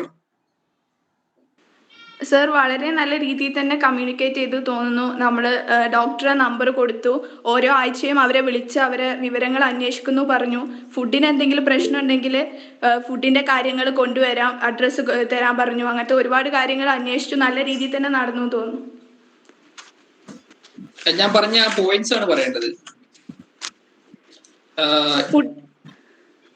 എന്തെല്ലാം സ്കില്ലുകൾ അദ്ദേഹം ഉപയോഗപ്പെടുത്തി, അതായത് ഈ ഒരു ക്ലയന്റിന്റെ ഫീലിങ്സ് കൃത്യമായിട്ട് മനസ്സിലാക്കാൻ വേണ്ടി പറ്റുമോ, എന്താണ് അവരുടെ ആവശ്യം എന്നുള്ളത് മനസ്സിലാക്കാൻ പറ്റുമോ, അവരുമായിട്ട് റാപ്പോ ക്രിയേറ്റ് ചെയ്യാൻ പറ്റുമോ, ഇത്തരം കാര്യങ്ങൾ മനസ്സിലാക്കാൻ പറ്റിയ ഒരു ക്ലയന്റ് ഹെൽപ്പർ രീതിയിലല്ല, ഒരു സമപ്രായക്കാരോടുള്ള രീതിയിൽ തന്നെ സംസാരിച്ചു എന്ന് തോന്നുന്നു. ഓക്കെ. ഓപ്പണിംഗ് സ്റ്റേറ്റ്മെന്റ് ഓക്കെ ആയിരുന്നു. അമ്മനെ കാര്യങ്ങളൊക്കെ നോക്കാൻ പറഞ്ഞു, വീട്ടിലുള്ള മറ്റുള്ളവരെ പരിചരിക്കാനൊക്കെ പറഞ്ഞിട്ടുണ്ടായിരുന്നു. ഓപ്പണിംഗ് സ്റ്റേറ്റ്മെന്റ് ഓക്കെ ആയിരുന്നു. ഓക്കെ ആയിരുന്നു, കുറച്ചും കൂടെ. ഓക്കെ. ഇപ്രാവശ്യം നമ്മൾ ഒരുപാട് ഇമ്പ്രൂവ് ആയിട്ടുള്ള എനിക്ക് തോന്നുന്നു. എക്സലന്റ് ആയിരുന്നു. ഒരു റാപ്പോ ക്രിയേറ്റ് ചെയ്തതിന് വേണ്ടിയിട്ട് ഹെൽപ്പർ തുടക്കത്തിൽ തന്നെ ശ്രമിച്ചിട്ടുണ്ട്. അതായത് അദ്ദേഹം പേരും വയസ്സും തിരിച്ചു പറഞ്ഞു, ഇതല്ലേ എന്ന് ചോദിച്ചു. അതിനുശേഷം സെയിം ഏജ് ആണെന്ന്, ഏകദേശം ഒരു യങ് ഏജ് ആയിട്ടുള്ള ഒരാളാണെന്ന് മനസ്സിലാക്കിയ സമയത്ത് ഒരു ഇന്റിമസി ക്രിയേറ്റ് ചെയ്തതിന് വേണ്ടിയിട്ട് വളരെ ടാക്ടിക്സ് ഉപയോഗിച്ചുകൊണ്ട് ഞാനും അതേ ഏജിലുള്ള ഒരാളാണ് എന്നുള്ളത് പറഞ്ഞ് ആ ഒരു ഇന്റിമസി ക്രിയേറ്റ് ചെയ്യാൻ വേണ്ടിയിട്ട് ഹെൽപ്പർ ശ്രമിച്ചു. അപ്പൊ അതിലൂടെ നമുക്ക് എന്താ പറയാ, ഒരു ഫ്രണ്ട്ലി ടോക്കാണ് പിന്നീട് കാണാൻ വേണ്ടി പറ്റിയത്. അപ്പൊ അതിലൂടെ ഒരു ഞാൻ പറഞ്ഞ ആ ഒരു ഓപ്പണിംഗ് സ്റ്റേറ്റ്മെന്റ് ഇമ്പോർട്ടൻസ് ആണ് ഞാൻ വീണ്ടും പറയുന്നത്. അപ്പൊ അതിലൂടെ നമുക്ക് ആ ഒരു ക്ലയന്റുമായിട്ട് ഇന്റിമസി ക്രിയേറ്റ് ചെയ്യാൻ വേണ്ടി പറ്റി. അവസാനം ക്ലയന്റ് ഫോൺ വെക്കുന്ന സമയത്ത് സാറ്റിസ്ഫൈഡ് ആണ് എന്ന് നമുക്ക് തോന്നി, അല്ലെ? കോള് വെച്ച് കഴിയുമ്പോൾ ക്ലയന്റ് സാറ്റിസ്ഫൈഡ് ആണെന്ന് തോന്നി, അവരുടെ ആവശ്യങ്ങൾ അംഗീകരിക്കപ്പെട്ടു, അല്ലെങ്കിൽ അവർക്ക് ഈ ഒരു കോളിലൂടെ അവർക്ക് മാക്സിമം ഹെൽപ്പ് കിട്ടി എന്ന് ക്ലയന്റിന് ബോധ്യം വന്നു എന്നുള്ളതാണ് അവരുടെ ഒരു ഇന്ററാക്ഷനിലൂടെ ലാസ്റ്റ് ആയപ്പോൾ നമുക്ക് തോന്നിയത്. ഈ നമ്മളെല്ലാവരും ഒബ്സർവേഴ്സ് ആണ്.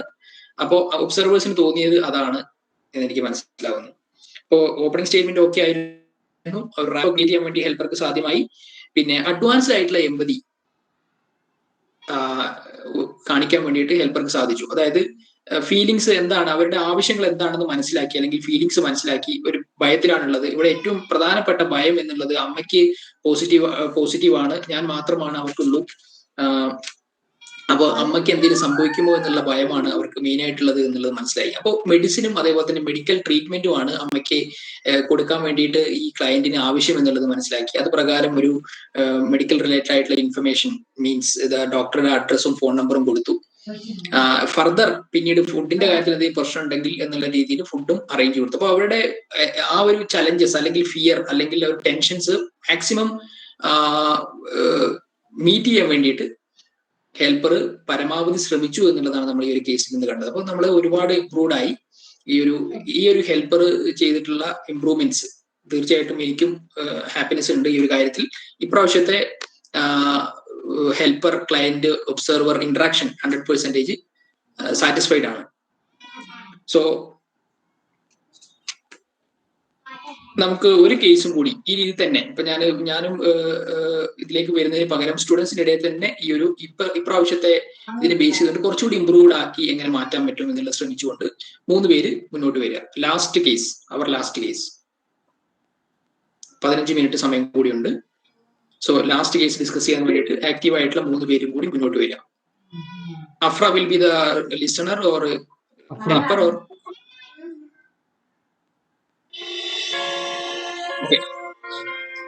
Afra helper. Afra will be the helper. Okay. Next. റാസിബ ഇനി അടുത്താരാ വരുന്നത്? ഒരു ക്ലയന്റും ഒരു ഒബ്സർവറും. ഒബ്സർവർ പ്രാവശ്യം അത് പോയിന്റ് വൈസ് ചെയ്യാം. Hanana client. Okay, Hanana client ആവുക. ക്ലയന്റ് ആവുന്ന സമയത്ത് റോൾ പ്ലേ ആയിട്ട് തന്നെ ചെയ്യാൻ നോക്കുക. നമ്മൾ പറയുന്ന കേസ് ആ രീതിയിൽ തന്നെ ഫീലിങ്സ് അവർക്ക് കിട്ടുന്ന രീതിയിൽ നമ്മൾ അവതരിപ്പിക്കാൻ വേണ്ടി ശ്രമിക്കുക. Then observer.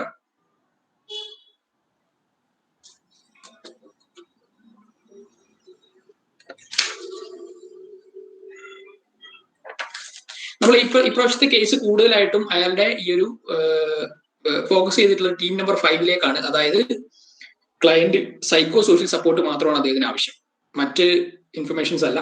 Psycho social support. അദ്ദേഹം വളരെയധികം ടെൻസ്ഡ് ആണ്, വളരെയധികം ഫീലിങ്സ് അദ്ദേഹത്തിനുണ്ട്. അപ്പൊ അതിനെ ബേസ് ചെയ്തിട്ടാണ് നമ്മൾ നേരിട്ട് ക്ലയന്റ് ആണ്, അതായത് പോസിറ്റീവ് ആയിട്ടുള്ള ആളാണ് വിളിക്കുന്നത്. അയാളുടെ സൈക്കോ സോഷ്യൽ സപ്പോർട്ടാണ് ഈ ഒരു കേസിൽ വരുന്നത്.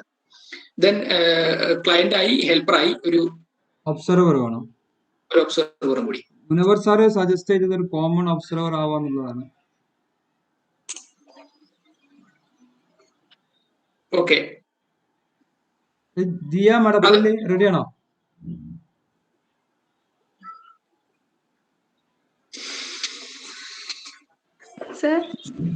റെഡിയാണോ ഒബ്സർവർ ആകാൻ? ഓക്കെ. ഇപ്രാവശ്യം ഒബ്സർവർ ചെയ്യേണ്ട കാര്യം എന്ന് പറയുന്നത് കുറച്ചും കൂടി അഡ്വാൻസ്ഡ് ആയിട്ട് ചെയ്യുക. അതായത് 4 കാര്യങ്ങൾ എങ്ങനെയായിരുന്നു അവരുടെ ഇന്ററാക്ഷൻ എന്നുള്ളത് ആസ് ഇറ്റ് ഈസ് നിങ്ങൾ പറയുക. അതിനുശേഷം ഹെൽപ്പറിന്റെ റെസ്പോൺസ് എങ്ങനെയുണ്ടായിരുന്നു എന്ന് പറയാം. ദെൻ എന്തെല്ലാം സ്കില്ല് ഈ ഹെൽപ്പർ കാണിച്ചു എന്നുള്ളത് പറയാം. അപ്പൊ എന്തെല്ലാം സ്കില്ല് എന്ന് പറയുന്ന സമയത്ത് പോയിന്റ് വൈസ് അതിന് 1 to 5 പോയിന്റിൽ ഓരോ കാറ്റഗറിയിലും എത്ര പോയിന്റ് കൊടുക്കാം എന്നുള്ളത് നിങ്ങൾ പറയണം. അപ്പോൾ ജസ്റ്റ് ഒന്ന് എഴുതി വെക്കുക. ഓപ്പണിംഗ് സ്റ്റേറ്റ്മെന്റ് എങ്ങനെയുണ്ടായിരുന്നു?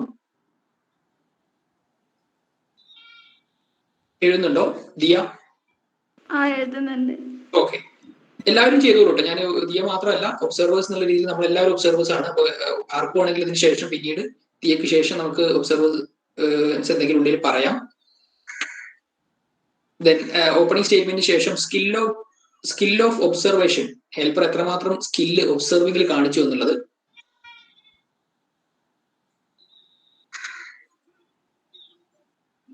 Then skill of attentive listening. എത്ര നല്ല രീതിയിൽ അദ്ദേഹം അത് കേട്ടു എന്നുള്ളത്. Skill of attentive listening.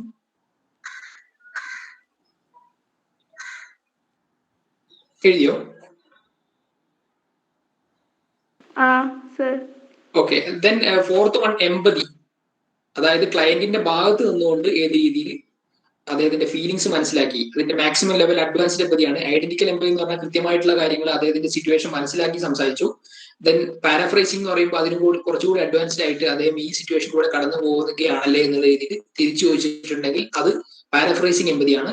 Then advanced empathy എന്ന് പറയുമ്പോൾ അദ്ദേഹത്തിന്റെ ഫീലിങ്സ് അടക്കം ഈ ഒരു ഹെൽപ്പർ മനസ്സിലാക്കി. അതായത് എന്തെല്ലാം ഫീലിങ്സിലൂടെ കടന്നു പോകുന്നു. There are 30 to 40 feelings are there.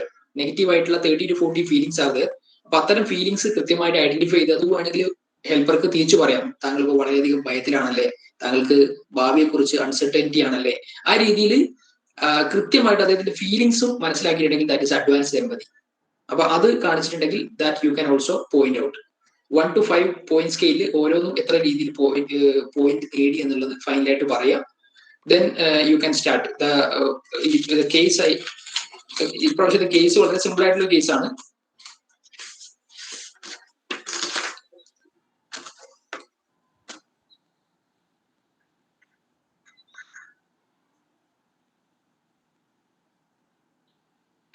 എന്റെ പേര് ശാലിനി എന്നാണ്. എനിക്ക് 20 വയസ്സ് പ്രായമായി. എന്റെ ഭർത്താവ് കോവിഡ് പോസിറ്റീവായിട്ട് മരണപ്പെട്ടു.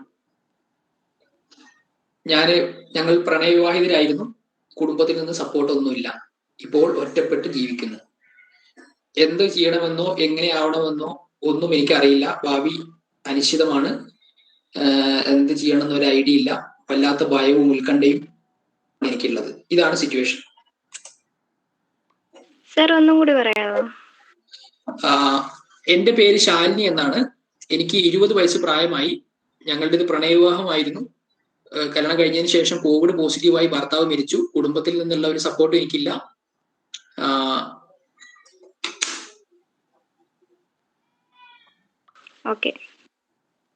അപ്പൊ ഞാൻ എന്ത് ചെയ്യണം എന്നുള്ളത്, ഭാവിയെ കുറിച്ച് എനിക്ക് വളരെയധികം ഉത്കണ്ഠയുണ്ട്. എങ്ങോട്ട് പോകാനില്ല, ഫ്രണ്ട്സ് ഇല്ല, കുടുംബമില്ല, ഒറ്റപ്പെട്ടുള്ള ജീവിതമാണ് ഇപ്പോൾ ഉള്ളത്. അങ്ങനെ ഒരു സിറ്റുവേഷനിലുള്ള ഒരു ലേഡിയാണ് വിളിക്കുന്നത്. അപ്പൊ അവരുടെ ഫീലിങ്സ് കൂടി ഉൾക്കൊണ്ടുകൊണ്ട് ക്ലയന്റ് സംസാരിക്കാം. ഓക്കെ.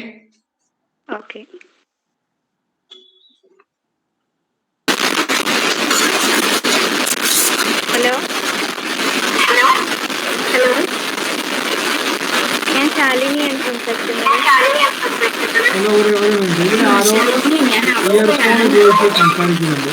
ക്ലിയർ ഇല്ല. ഒരു മിനിറ്റ്, അവര് ഹെഡ്ഫോൺ ഉപയോഗിച്ച് സംസാരിക്കുന്നത്, അതുകൊണ്ടായിരിക്കും. ഇയർഫോണ് മാറ്റിയാൽ മതി. ഓക്കെ.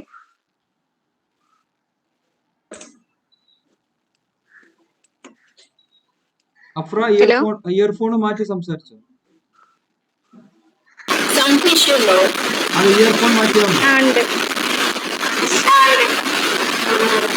റേഞ്ചിന്റെ ഇഷ്യൂ ആവുന്നത് വേറെ ആരെങ്കിലും ചെയ്താൽ റേഞ്ചിന്റെ ചെറിയൊരു ഇഷ്യൂ.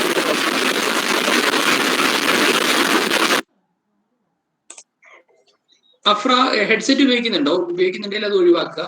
അതാണെന്ന് തോന്നുന്നു ഈ ഒരു സൗണ്ട് ഇതിന് കാരണം. ഹെഡ്സെറ്റ് ഉപയോഗിക്കുന്നുണ്ടോ?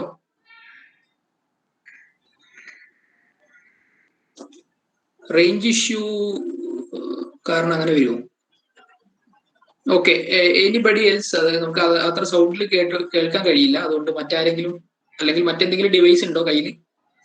എന്താ ചെയ്യാം സാർ? എന്താ ചെയ്യാ കരീം സാർ? മറ്റൊരാൾ വന്നോട്ടെ, താല്പര്യമുള്ള ആൾ വന്നോട്ടെ.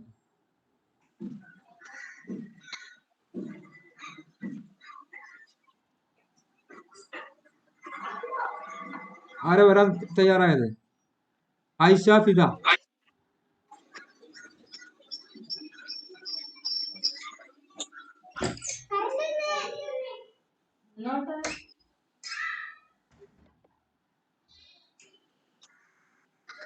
അംന, ഫൈസൽ, റെഡിയാണോ?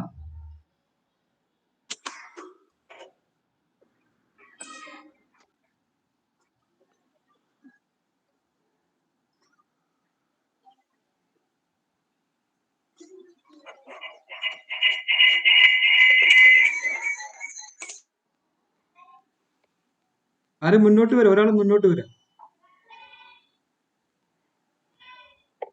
കൃഷ്ണ തുളസി ആരാണ്? റെഡിയാണോ?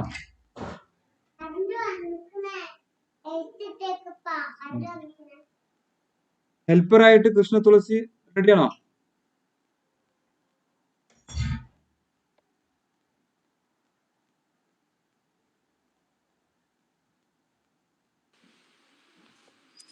നിഹാൽ,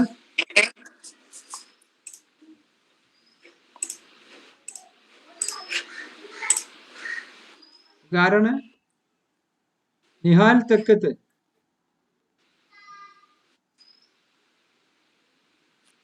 ഹെൽപ്പറായിട്ട് ഒരാൾ വളണ്ടറിലി മുന്നോട്ട് വരിക. അതെ, ലാസ്റ്റ് ഫൈനൽ എക്സ്പീരിയൻസ് ആണ്. ഇതും കൂടി നമ്മൾ ചെയ്തിട്ട് നമുക്ക് കൺക്ലൂഡ് ചെയ്യാം. അപ്പൊ നമ്മൾ ഇത്രയും ലേൺ ചെയ്ത കാര്യങ്ങൾ പ്രതിഫലിപ്പിക്കാൻ വേണ്ടി ശ്രമിക്കുക. ഷഹാന കെ ബി കേൾക്കുന്നുണ്ടോ? Shahana K B.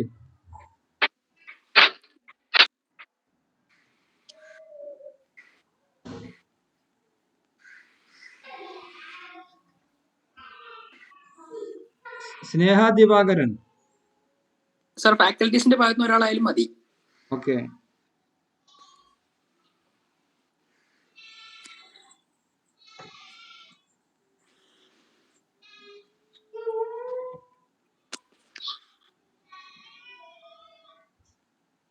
നിസാൽ റെഡിയാണോ? നിസാൽ റെഡിയാണ്. Okay, Nisal helper.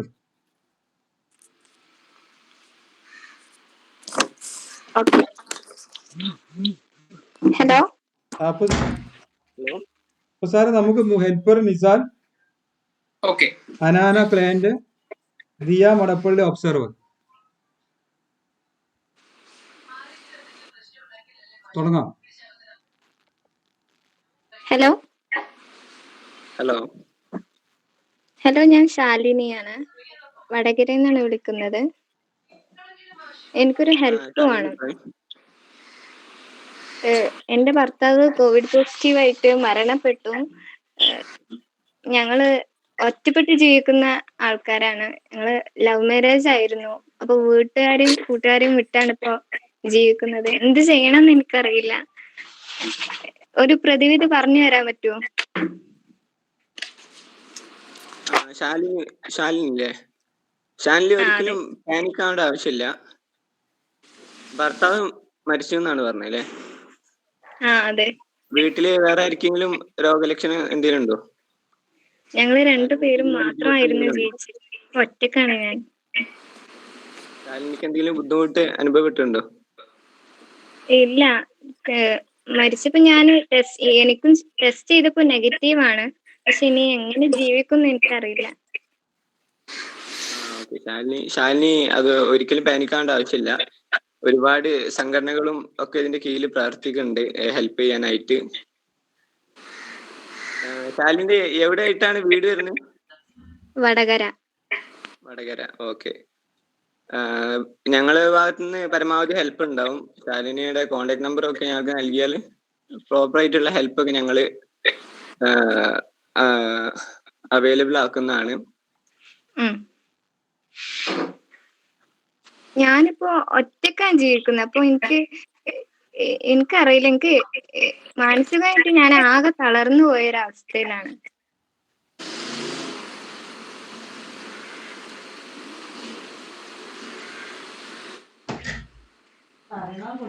Hello.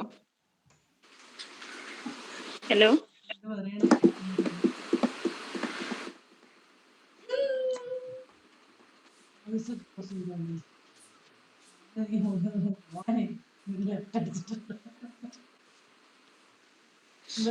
Hello.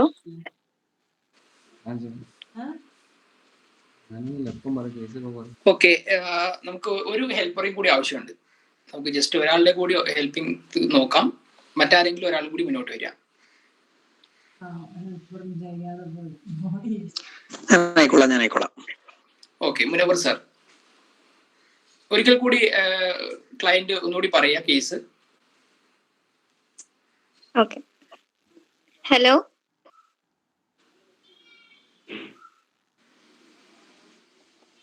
Munavar സാറേ. ഹലോ, പറഞ്ഞോളൂ. ഞാൻ ശാലിനി. പറയൂ. എനിക്കൊരു ഹെൽപ്പ് വേണം. എനിക്ക് 20 വയസ്സ്. ഹെൽപ്പ് വേണം. 20 വയസ്സായിട്ടുണ്ട് ശാലിനിക്ക്. ഓക്കെ, പറഞ്ഞോളൂ. എന്റെ ഭർത്താവ് കഴിഞ്ഞ മാസം കൊറോണ ബാധിച്ച് മരിച്ചു. ഭർത്താവ് കഴിഞ്ഞ മാസം മരിച്ചു. കൊറോണ ബാധിച്ച് മരിച്ചു. കൊറോണ ബാധിച്ച് മരിച്ചു. ഓക്കെ. അപ്പൊ ഞങ്ങള് വീട്ടുകാരെ വിട്ട് ലവ് മാരേജ് ആയിട്ട് ഓടിപ്പോന്ന് ജീവിക്കുന്നതാണ്. ലവ് മാരേജ് ആണ് ശാലിനിയും ഭർത്താവും കൂടി. ഓക്കെ.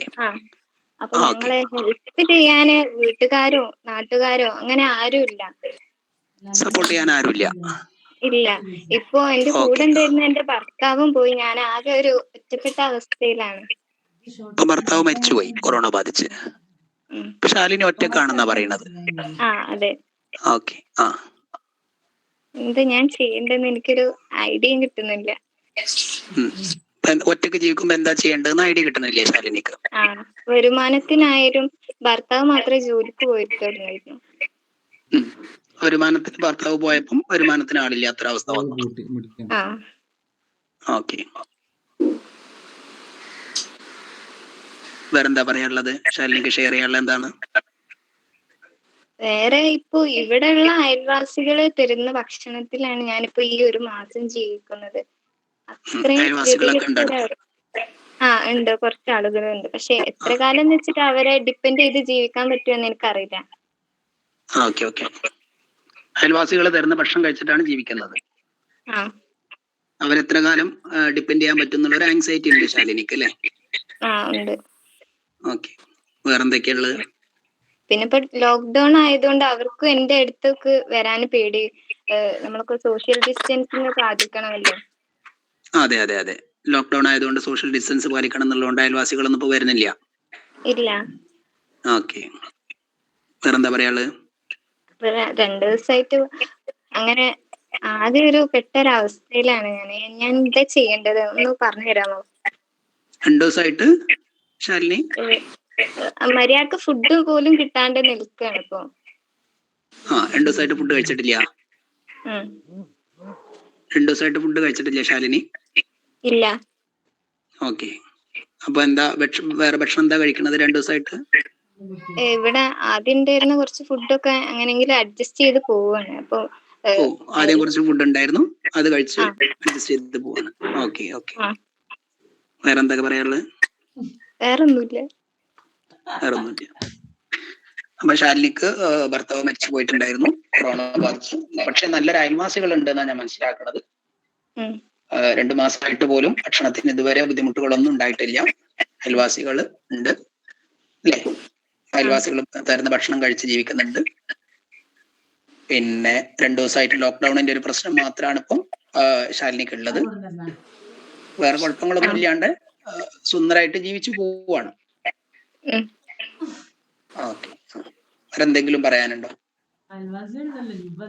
ഇല്ല, എനിക്കിപ്പോ എന്റെ വീട്ടിലേക്ക് തിരിച്ചു പോകാൻ പറ്റൂല. വീട്ടിലേക്ക് തിരിച്ചു പോകാൻ പറ്റൂല? ഇല്ല. വേറെന്താണ്?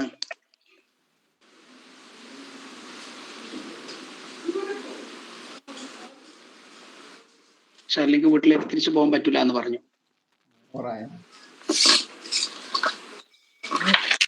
Hello hello. ശാലിനിക്ക് വീട്ടിലേക്ക് തിരിച്ചു പോകാൻ പറ്റൂല? ഇല്ല. ഓക്കെ. വേറെന്താണ്? വേറെ ഒന്നുമില്ല. ഞാനിപ്പോ എന്താ ചെയ്യേണ്ടതെന്നൊന്ന് പറഞ്ഞു തരാമോ? എന്താണ് ഇപ്പം ശാലിനിക്ക് പറയാനുള്ളത്? എന്താണ്? പറഞ്ഞോളൂ. സർ, ഞാൻ പറഞ്ഞല്ലോ. ശാലിനി ഹസ്ബൻഡ് മരിച്ചു പോയിട്ടുണ്ട്. നല്ല അയൽവാസികളുണ്ട്, ഭക്ഷണം തരുന്നുണ്ട്, അത് കഴിച്ചു പോകുന്നുണ്ട്. പിന്നെ ഇപ്പൊ വീട്ടിലേക്ക് പോകാൻ പറ്റൂല എന്നുള്ളൊരു പ്രോബ്ലംസ് ഉണ്ട്. എന്താണ്? പറഞ്ഞോളൂ. ഇപ്പൊ കൊറോണ ആയതുകൊണ്ട് അയൽവാസികൾക്ക് പോലും എന്റെ അടുത്തേക്ക് വരാൻ പറ്റാത്ത അവസ്ഥയാണ്. കൊറോണ ആയതുകൊണ്ട് അയൽവാസികൾക്ക് പോലും അടുത്തേക്ക് വരാൻ കഴിയുന്നില്ല. അപ്പൊ അവരും ഹെൽപ്ലെസ് ആണ്. ഹെൽപ്ലെസ് ആണ്. അപ്പൊ ഫുഡിന്റെ കാര്യമായാലും ബാക്കി എന്ത് കാര്യമായാലും ഇപ്പൊ ആകെ വഴിമുട്ടി നിൽക്കുന്ന ഒരു അവസ്ഥയാണ്.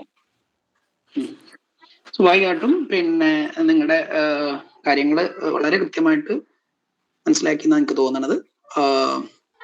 ഫുഡിന്റെ കാര്യത്തിൽ ഇപ്പം വളരെ നല്ല കൃത്യമായ സംവിധാനങ്ങൾ പഞ്ചായത്ത് അടിസ്ഥാനത്തിലും കമ്മ്യൂണിറ്റി കിച്ചൺ ആയാലും RRP വോളണ്ടിയേഴ്സ് ആണെങ്കിലും ഒക്കെ നടക്കുന്നുണ്ട്. അപ്പോൾ സ്വാഭാവികമായിട്ടും ഭക്ഷണങ്ങൾ എത്തിക്കാനുള്ള സംവിധാനങ്ങൾ ഇന്നുണ്ട്. നിങ്ങളെ അടുത്തുള്ള ഏതെങ്കിലും RRPമാരെ നിങ്ങൾക്ക് പരിചയമുണ്ടോ? ഉണ്ട്. അവരുടെ നമ്പർ കയ്യിലുണ്ടോ? കയ്യിലുണ്ട്. അവരെ വിളിച്ചു കഴിഞ്ഞ് കഴിഞ്ഞാൽ നിങ്ങൾക്ക് ആവശ്യമുള്ള മെഡിസിനോ അതല്ലെങ്കിൽ മറ്റേത് തരത്തിലുള്ള ആവശ്യമാണെന്നുണ്ടെങ്കിൽ അത് പറഞ്ഞു കഴിഞ്ഞാൽ സ്വാഭാവികമായിട്ടും കൊറോണ കാലഘട്ടത്തിൽ എടുക്കേണ്ട പ്രിക്കോഷൻസ് എടുത്തുകൊണ്ട് അവർ നിങ്ങളെ സമീപിക്കുകയും നിങ്ങൾക്ക് അവരെ സമീപിക്കുകയും ചെയ്യാവുന്നതാണ്. ഭക്ഷണത്തിന്റെ കാര്യമോ പിന്നെ ഫുഡിന്റെ കാര്യമോ മറ്റെന്ത് പുറത്തേക്ക് പോകുന്ന എല്ലാ സാഹചര്യങ്ങളും അവര് നിവർത്തിച്ചു തരും. എന്തെങ്കിലും ആവശ്യങ്ങൾ സാധിക്കാത്തതുണ്ടെന്നുണ്ടെങ്കിൽ ഈ നമ്പറിൽ എപ്പോൾ വിളിച്ചു കഴിഞ്ഞാലും നിങ്ങൾക്ക് ആവശ്യമായ നിർദ്ദേശങ്ങൾ തരാൻ ഞങ്ങൾ എപ്പോഴും റെഡിയാണ്. ഓക്കെ. Thank you Shalini.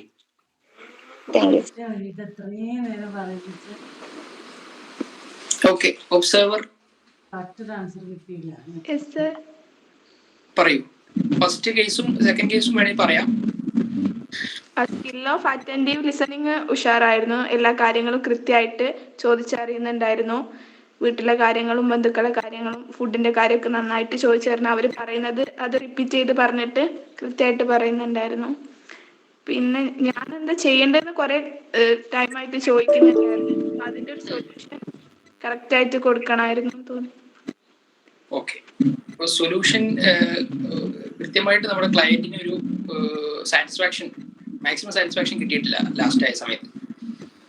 അവരുടെ കൃത്യമായിട്ടുള്ള സിറ്റുവേഷൻ മനസ്സിലാക്കാൻ വേണ്ടിയിട്ട് കുറച്ചുകൂടി, അതായത് ഡിഫറെന്റ് ആയിട്ടുള്ള ഫീൽഡ് ഞാൻ നേരിട്ട് ഇതിലേക്ക് കടക്കാം. നന്നായിരുന്നു ഒരു ഇന്ററാക്ഷനിലൂടെ ഡിഫറെന്റ് ആയിട്ടുള്ള കാര്യങ്ങൾ അറിഞ്ഞെടുക്കാൻ വേണ്ടിയിട്ടും അതേപോലെ തന്നെ നെഗറ്റീവ് ആയിട്ടുള്ള കാര്യങ്ങൾ പോസിറ്റീവായിട്ട് മാറ്റാൻ വേണ്ടിയിട്ടും ഹെൽപ്പർ ക്ലയന്റിനെ സഹായിച്ചു. അറ്റ് ദ സെയിം ടൈം നേരത്തെ പറഞ്ഞ പോലെ ഒരു ഓപ്പണിംഗ് സ്റ്റേറ്റ്മെന്റിന്റെ ഭാഗമായിട്ട് ഒരു റാപ്പ് ക്രിയേറ്റ് ചെയ്യുന്നതിന്റെ ഭാഗമായിട്ട് അത് അവർ പറയുന്ന കാര്യങ്ങൾ തിരിച്ചു പറയാൻ വേണ്ടി ലിസൺ ചെയ്യുന്നു, അറ്റൻറ്റീവ് ലിസണിങ്ങിനെ കാണിക്കാൻ വേണ്ടിയിട്ട് നമ്മൾ തിരിച്ചു പറയുകയുണ്ടായി പല കാര്യങ്ങളും. അപ്പോൾ അതിൽ നന്നായിരുന്നു, ഓരോ കാര്യങ്ങളും കൃത്യമായിട്ട് തന്നെ തിരിച്ചു പറഞ്ഞു. പക്ഷെ അതിൽ നമ്മൾ ഒരു കാര്യം ശ്രദ്ധിക്കേണ്ടത്, നമ്മൾ ക്ലയന്റ് പറയുന്ന സമയത്ത് ഇന്ററപ്റ്റ് ചെയ്യാതെ അവർ പറഞ്ഞു തീർന്നതിന് ശേഷം നമ്മൾ കാര്യങ്ങൾ തിരിച്ചു പറയുന്നതാവും. ഇടയിൽ ഓരോ കാര്യങ്ങൾ പറയുന്നത് തിരിച്ചു പറയാതെ അവർ പറഞ്ഞു നിർത്തിയതിന് ശേഷം നമ്മൾ എല്ലാ കാര്യങ്ങളും ഒരുമിച്ച് ഇന്നതാണ്, നിങ്ങളുടെ പേര് ഇതാണ്, ഇത്ര പ്രായമാണ്, വീട്ടിലെ ഒറ്റയ്ക്കാണ്, ഭർത്താവ് മരിച്ചു, ആ രീതിയിൽ ഒരുമിച്ച് പറയുന്നതായിരിക്കും കുറച്ചുകൂടി അവർക്ക് കംഫർട്ടബിൾ ആയിട്ടുള്ളത്. അല്ലെങ്കിൽ ഇന്ററപ്ഷൻ പോലെ ആയിപ്പോവും. നമ്മൾ സംസാരിക്കുന്ന സമയത്ത് അവർക്ക് മുഴുവൻ തുറന്നു പറയാനുള്ളൊരു, അല്ലെങ്കിൽ എന്തെങ്കിലും മറന്നു പോകാനൊക്കെയുള്ള ചാൻസ് കൂടുതലാണ് ഇടയിൽ കയറി പറയുന്ന സമയത്ത്. ദെൻ നമ്മൾ ഈ അഡ്വാൻസ്ഡ് എമ്പതിയിലേക്ക് പോകുന്ന സമയത്ത് ഞാൻ നേരത്തെ പറഞ്ഞു, ഫീലിങ്സ് മനസ്സിലാക്കുക എന്നുള്ളതാണ് ഏറ്റവും പ്രധാനപ്പെട്ടത് എന്നുള്ളത്. അപ്പൊ അതിന് നമുക്ക് ഈ ഒരു കേസ് നമുക്ക് ഡിഫറെന്റ് ആയിട്ടുള്ള ഫീലിങ്സ് നമുക്ക് ഐഡന്റിഫൈ ചെയ്യാൻ വേണ്ടി പറ്റും. ഇവർക്ക് വളരെയധികം വറീസ് ഉണ്ട്, ഇനി എന്താവും എന്നുള്ള അൺസർട്ടൈനിറ്റി ഉണ്ട്, ഭയമുണ്ട്, ഒറ്റയ്ക്കാണ് വീട്ടിൽ താമസം, അതേപോലെ തന്നെ ഡിപ്രസ്ഡ് ആണ്, ആരും ഇല്ല, ബന്ധുക്കൾ ആരും നമ്മളെ അടുപ്പിക്കുന്നില്ല, ഫ്രണ്ട്സ് അധികം ഇല്ല, അയൽക്കാരായിട്ടുള്ള കുറച്ച് നല്ല ആളുകൾ ഉണ്ടെങ്കിൽ പോലും ഈ എന്നുള്ളൊരു ഡിപ്രഷൻ ഉണ്ട്, ഹോപ്പ്ലെസ്നെസ് ഉണ്ട്, ഇനി ഭാവിയിൽ എന്ത് ആവും, ഹോപ്പ് നഷ്ടപ്പെട്ടു. കാരണം കൂടെ ഉണ്ടായിരുന്ന ഭർത്താവ് കോവിഡ് പോസിറ്റീവായിട്ട് മരിച്ചു, ഒറ്റയ്ക്കാണ്, ഹോപ്പ് നഷ്ടപ്പെട്ടു. അപ്പൊ എന്താവും എന്നുള്ളതിനെ കുറിച്ച് ഒരു ഐഡിയ ഇല്ലാത്ത സിറ്റുവേഷൻ, ടെൻഷൻസ് ഉണ്ട്, അതേപോലെ തന്നെ ഫ്രസ്ട്രേഷൻ ഉണ്ട്. ഇപ്പൊ എന്ത് ചെയ്യും എന്നുള്ളതിനെ കുറിച്ച് ഒരു ഐഡിയ ഇല്ല, എങ്ങനെ ഭക്ഷണം കഴിക്കും, 2 മാസം കഴിയുമ്പോൾ എങ്ങനെ ഭക്ഷണം കഴിക്കും, ഫ്രസ്ട്രേഷൻ ഉണ്ട്. ദെൻ ഹെൽപ്ലെസ്നെസ് ഉണ്ട്, ഹെൽപ്പ് ചെയ്യാൻ ആരെങ്കിലും തയ്യാറാവുമോ, ആരും ഇല്ല, അയൽക്കാരും ഒരു പരിധി വരെ സഹായിക്കുകയുള്ളൂ, ഭക്ഷണം തരാനാണെങ്കിലും അതിനൊരു പരിധിയുണ്ട്, ഹെൽപ്ലെസ്നെസ് ഫീൽ ചെയ്യുന്നുണ്ട്. ഇറിറ്റേറ്റഡ് ആണ്, അതേപോലെ തന്നെ ഇൻസെക്യൂരിറ്റി, അവർ ഒറ്റയ്ക്കാണ് താമസം, അപ്പൊ ഇൻസെക്യൂരിറ്റി തീർച്ചയായിട്ടും ഫീൽ ചെയ്യുന്നുണ്ടാവും. ലോൺലിനെസ് തീർച്ചയായിട്ടും ഉണ്ടാവും, കാരണം മറ്റാരും ഇല്ല, ബന്ധുക്കളില്ല, അച്ഛനും അമ്മയും ഇല്ല, അങ്ങനെയുള്ള ആരെയും വിളിക്കാൻ പോലും പറ്റില്ല. അങ്ങനെ ഒരു സിറ്റുവേഷനിൽ തീർച്ചയായിട്ടും ലോൺലിനെസ് ഉണ്ടാവും. അപ്സെറ്റ് ആണ്, അതേപോലെ ഡിസപ്പോയിന്റഡ് ആണ്. ഇത് ഈ രീതിയിൽ ഞാൻ ജസ്റ്റ് ഒന്ന് നോട്ട് ഡൗൺ ചെയ്തതാണ്. ഈ രീതിയിൽ 40ഓളം ഫീലിങ്സ് നമുക്ക് ആ ഒരു ക്ലയന്റിൽ കണ്ടെത്താൻ വേണ്ടി പറ്റും. അപ്പൊ അതിന് നമ്മൾ കൃത്യമായിട്ട് അഡ്രസ്സ് ചെയ്യുക എന്നുള്ളതാണ്, ഫീലിംഗ് ബേസ്ഡ് ആയിക്കൊണ്ട് അവരുടെ ഭാഗത്ത് നിന്നുകൊണ്ട് നമ്മൾ അത് അഡ്രസ്സ് ചെയ്യുക എന്നുള്ളതാണ് ആസ് എ ഹെൽപ്പർ നമുക്ക് ചെയ്യാനുള്ളത്. ഈ ഒരു കേസിൽ നമുക്ക് അവർക്ക് കൊടുക്കാൻ പറ്റുന്ന അല്ലെങ്കിൽ അവർക്ക് കൊടുക്കാൻ പറ്റുന്ന ഇൻഫർമേഷൻസ് റിലേറ്റഡ് ടു, അതായത് അവര് പ്രണയിച്ച് വിവാഹം കഴിച്ച് ഭർത്താവിന്റെ കൂടെ വന്നതാണ്. ഇനി ഇങ്ങനെ ഒരു സിറ്റുവേഷൻ, ഭർത്താവ് മരിച്ചു, ഒറ്റപ്പെട്ട സമയത്ത് ഒരു ചാൻസ്, അവർക്ക് വീട്ടിലേക്ക് പോകാൻ പറ്റില്ല എന്ന് പറയുന്നു, എങ്കിൽ പോലും ഒരു ചാൻസ് അവിടെ ഉണ്ട്, അവരുടെ ബന്ധുക്കൾ അവർ വീണ്ടും തിരിച്ച് സ്വീകരിക്കാനുള്ള ഒരു ചാൻസ് ഉണ്ടോ എന്ന് വേണമെങ്കിൽ ക്ലയന്റുമായിട്ട് സംസാരിച്ച്, ഈവൻ ഹെൽപ്പർക്ക് വേണമെങ്കിൽ ഞാൻ നേരിട്ട് നിങ്ങളുടെ വീട്ടുകാരുമായി സംസാരിക്കാം, ഇതാണ് മകളുടെ ഇപ്പോഴത്തെ സിറ്റുവേഷൻ, അപ്പൊ നിങ്ങൾ അവളെ ആക്സെപ്റ്റ് ചെയ്യാൻ തയ്യാറുണ്ടോ, അല്ലെങ്കിൽ ജസ്റ്റ് ഒന്ന് നിങ്ങളെ കണക്ട് ചെയ്യട്ടെ, നിങ്ങളൊന്ന് സംസാരിക്കാമോ, ആ രീതിയിൽ ഹെൽപ്പർക്ക് വേണമെങ്കിൽ നെക്സ്റ്റ് ലെവൽ, അതാണ് ഈ ഒരു ക്ലയന്റിന് ഏറ്റവും ആദ്യത്തെ പ്രയോറിറ്റി, അവർക്ക് ആവശ്യമുള്ളതെന്ന് മനസ്സിലാക്കി ആ രീതിയിലുള്ള ഒരു ഹെൽപ്പ് വേണമെങ്കിൽ ഹെൽപ്പർക്ക് ചെയ്യാം. അപ്പൊ എന്താണ് ഞാൻ പറഞ്ഞതെന്ന് വെച്ച് കഴിഞ്ഞാൽ, എന്താണോ നമ്മുടെ ക്ലയന്റിന്റെ ആവശ്യം എന്നുള്ളത് കൃത്യമായിട്ട് മനസ്സിലാക്കുക. അത് മനസ്സിലാക്കുന്നതിന് വേണ്ടിയിട്ട് നമ്മൾ ഓപ്പണിംഗ് സ്റ്റേറ്റ്മെന്റിലൂടെ റാപ്പോ ക്രിയേറ്റ് ചെയ്ത് ഒരു ഇന്റിമസി ഉണ്ടാക്കി, എന്താണ് അവരുടെ ഫീലിങ്സ്, എന്താണ് അവരുടെ നീഡ്, എന്താണ് അവരുടെ പ്രോബ്ലം എന്ന് മനസ്സിലാക്കാൻ വേണ്ടിയിട്ട് ഈ റാപ്പോ ക്രിയേറ്റ് ചെയ്ത് മനസ്സിലാക്കി അതിനുള്ള സൊല്യൂഷൻസ് ഡിഫറെന്റ് ആയിട്ടുള്ള ഇൻഫർമേഷൻ പ്രൊവൈഡ് ചെയ്യുന്നതിലൂടെ അല്ലെങ്കിൽ കണക്ട് ചെയ്യുന്നതിലൂടെ നമ്മൾ ഉണ്ടാക്കിയെടുക്കുക എന്നുള്ളതാണ് ആസ് എ ഹെൽപ്പർ നമുക്ക് ചെയ്യാനുള്ളത്. ഈ ഒരു കേസിന് വളരെ സിമ്പിൾ ആയിട്ട് ഈ ഒരു കാര്യം നമുക്ക് ചെയ്യാം. അതേപോലെ തന്നെ അവര് ഫുഡിന്റെ കാര്യത്തിൽ 2 മാസം കഴിയുമ്പോൾ എന്ത് ചെയ്യുന്ന ഒരു ഐഡിയ ഇല്ലാത്ത സിറ്റുവേഷനിലാണ്. അപ്പോൾ ഫുഡ് സാറ് ചെയ്ത പോലെ തന്നെ ഫുഡ് സപ്ലൈ ചെയ്യുന്ന RRT മെമ്പേഴ്സുമായിട്ടോ അല്ലെങ്കിൽ മറ്റേ NGOസിന്റെ ഇൻഫർമേഷൻസ് അവർക്ക് കൊടുക്കാം, അല്ലെങ്കിൽ അത്തരം NGOസിനും RRTസിനും ഇവരുടെ ഇൻഫർമേഷൻ കൊടുക്കാം, ഇങ്ങനെ ഒരാള് ഭക്ഷണം കിട്ടാതെ ഉണ്ട് എന്നുള്ളത്. രണ്ടാമത്തെ കാര്യം, പിന്നീട് ഒരു ഫീലിങ്സ് നിന്ന് നമുക്ക് മനസ്സിലാക്കുന്ന കാര്യം, ഇവർക്ക് ഹോപ്പ്ലെസ്നെസ്, ഭാവിയിൽ എന്താവും എന്നുള്ള ഒരു ഐഡിയ ഇല്ല, എന്ത് ചെയ്യണമെന്ന ഐഡിയ ഇല്ല. ഭർത്താവ് മരിച്ചു, കൂടെ ഉണ്ടായിരുന്ന ഭർത്താവ് മരിച്ചു, ഒറ്റപ്പെട്ട് ജീവിക്കുകയാണ്. ദെൻ നമ്മൾ ഇത്തരം നെഗറ്റീവ് ഫീലിങ്സിനെ മാറ്റി പോസിറ്റീവായിട്ടുള്ള ഡയറക്ഷനിലേക്ക് കൊണ്ടുപോയി കഴിഞ്ഞാൽ നമുക്ക് വേണമെങ്കിൽ അവരുടെ പ്രായത്തിൽ നമുക്ക് അവരെ ഓർമ്മപ്പെടുത്താം. താങ്കൾ ഇപ്പോൾ 20 വയസ്സ് പ്രായമുള്ള ഒരു ലേഡിയാണ്, താങ്കൾക്ക് ഒരുപാട് ജീവിതം ഇനിയും ബാക്കിയുണ്ട്, നിലവിൽ ഭർത്താവ് മരിച്ച സ്ത്രീയാണ് എങ്കിൽ പോലും താങ്കൾക്ക് ഭാവി ജീവിതമുണ്ട്. ആ രീതിയിൽ അവരെ കൺവേർട്ട് ചെയ്ത് പോസിറ്റീവ് ആയിട്ടുള്ള ആറ്റിറ്റ്യൂഡിലേക്ക് ആൾട്ടർനേറ്റീവ് ഫ്രെയിംവർക്ക് ഓഫ് റെഫറൻസ് അങ്ങനെ പറയാം. അതായത് നെഗറ്റീവ് തോട്ട്സിനെ പോസിറ്റീവ് ആംഗിളിലൂടെ കണ്ട് അതിലേക്ക് കൺവേർട്ട് ചെയ്യുന്ന ഒരു രീതിയാണ് alternative framework of reference, AFR എന്ന് പറയും. ഇത് കുറച്ച് നമ്മൾ പറയുന്ന കാര്യങ്ങളെല്ലാം കുറച്ച് കോംപ്ലിക്കേറ്റഡ് ആണ്. കാരണം നമ്മൾ എന്താ പറയാ, നിലവിൽ സാധാരണയായിട്ട് നമ്മൾ കടന്നു പോകുന്ന സിറ്റുവേഷൻസ് ഉള്ള കാര്യങ്ങളല്ല ഈ പറയുന്നത്. സൈക്കോ സോഷ്യലും സൈക്കോളജിക്കായിട്ട് ബന്ധപ്പെട്ട കാര്യങ്ങളായതുകൊണ്ട് തന്നെ നമ്മൾ ഒരാളുടെ ഉള്ളിലേക്ക് കയറി ചെന്നിട്ട് വേണം ഈ രീതിയിലുള്ള കാര്യങ്ങൾ ചെയ്യാൻ വേണ്ടിയിട്ട്. അപ്പോൾ അതിന് കുറച്ച് ലിമിറ്റേഷൻസ് ഉണ്ട്. പക്ഷെ നമ്മൾ ഡിഫറെന്റ് ആയിട്ടുള്ള എക്സ്പീരിയൻസിലൂടെ, ഡിഫറെന്റ് ആയിട്ടുള്ള ഈ രീതിയിലുള്ള ടാസ്കുകളിലൂടെ നമ്മൾ അതിൽ ആ ഒരു എക്സ്പെർട്ടായി മാറാൻ വേണ്ടി നമുക്ക് സാധ്യമാകും. അപ്പൊ അതിന് വേണ്ടിയിട്ട് നമ്മൾ ഈ രീതിയിലുള്ള ബേസിക് ആയിട്ടുള്ള കാര്യങ്ങൾ, ഒരു ഓപ്പണിംഗ് സ്റ്റേറ്റ്മെന്റ് ഉണ്ടാവണം, അവരുമായിട്ട് ഒരു റാപ്പ് ക്രിയേറ്റ് ചെയ്യണം, അതിലൂടെ ഡിഫറെന്റ് ആയിട്ടുള്ള ഫീലിങ്സ്, അവർ എന്തെല്ലാം ഫീലിങ്സിലൂടെയാണ് കടന്നു പോകുന്നത് മനസ്സിലാക്കണം, കൃത്യമായിട്ട് അറ്റൻറ്റീവ് ലിസണിംഗ് ഒബ്സർവേഷൻ ഉണ്ടാവണം. അതിനുശേഷം ഒരു എംപതറ്റിക്കൽ ആയിട്ടുള്ള അവരുടെ ഫീലിങ്സ് എന്താണെന്ന് മനസ്സിലാക്കി അതിനനുസരിച്ച ഇൻഫർമേഷൻസും കണക്ഷൻസും നമ്മൾ ഉണ്ടാക്കി കൊടുക്കുക എന്നുള്ളത് മാത്രമാണ് ആസ് എ ഹെൽപ്പർ നമുക്ക് ചെയ്യാനുള്ളത്. ഓവറോൾ ആയിട്ട് ഈ 5 കേസിലൂടെ എല്ലാ സ്റ്റുഡൻസിനും ജനറൽ ആയിട്ടുള്ള ഐഡിയ ഉണ്ടായിട്ടുണ്ടാവും വിചാരിക്കുന്നു. ഇനി തീർച്ചയായിട്ടും ചെയ്യാനുള്ളത് നമ്മൾ ഈ ഒരു ആക്ടിവിറ്റി പ്രാക്ടീസ് ആയിട്ട് നമ്മുടെ കോളേജിൽ ചെയ്യാന്നുള്ളതാണ്. അതിനുവേണ്ടി ഒരു ഹെൽപ്പ് ഡെസ്ക് വേണമെങ്കിൽ സ്റ്റാർട്ട് ചെയ്യാം. അതിൽ എക്സ്പെർട്ട് ആയിട്ടുള്ള ഹെൽപ്പേഴ്സിനെ നമുക്ക് അസൈൻ ചെയ്യാം. കോവിഡ് പേഷ്യൻസിനെ വിളിക്കുന്നതിന് വേണ്ടി നമ്മുടെ നമ്പേഴ്സ് വേണമെങ്കിൽ സർക്കുലേറ്റ് ചെയ്യാം. അതേപോലെ തന്നെ നമുക്ക് കോവിഡ് പേഷ്യൻസിന്റെയോ അവരുടെ ഫാമിലി മെമ്പേഴ്സിന്റെയോ ഫോൺ നമ്പർ കളക്ട് ചെയ്ത് ഈ രീതിയിലുള്ള ആളുകളുടെ ഫോൺ നമ്പർ കളക്ട് ചെയ്ത് നമുക്ക് അങ്ങോട്ട് വിളിക്കാം.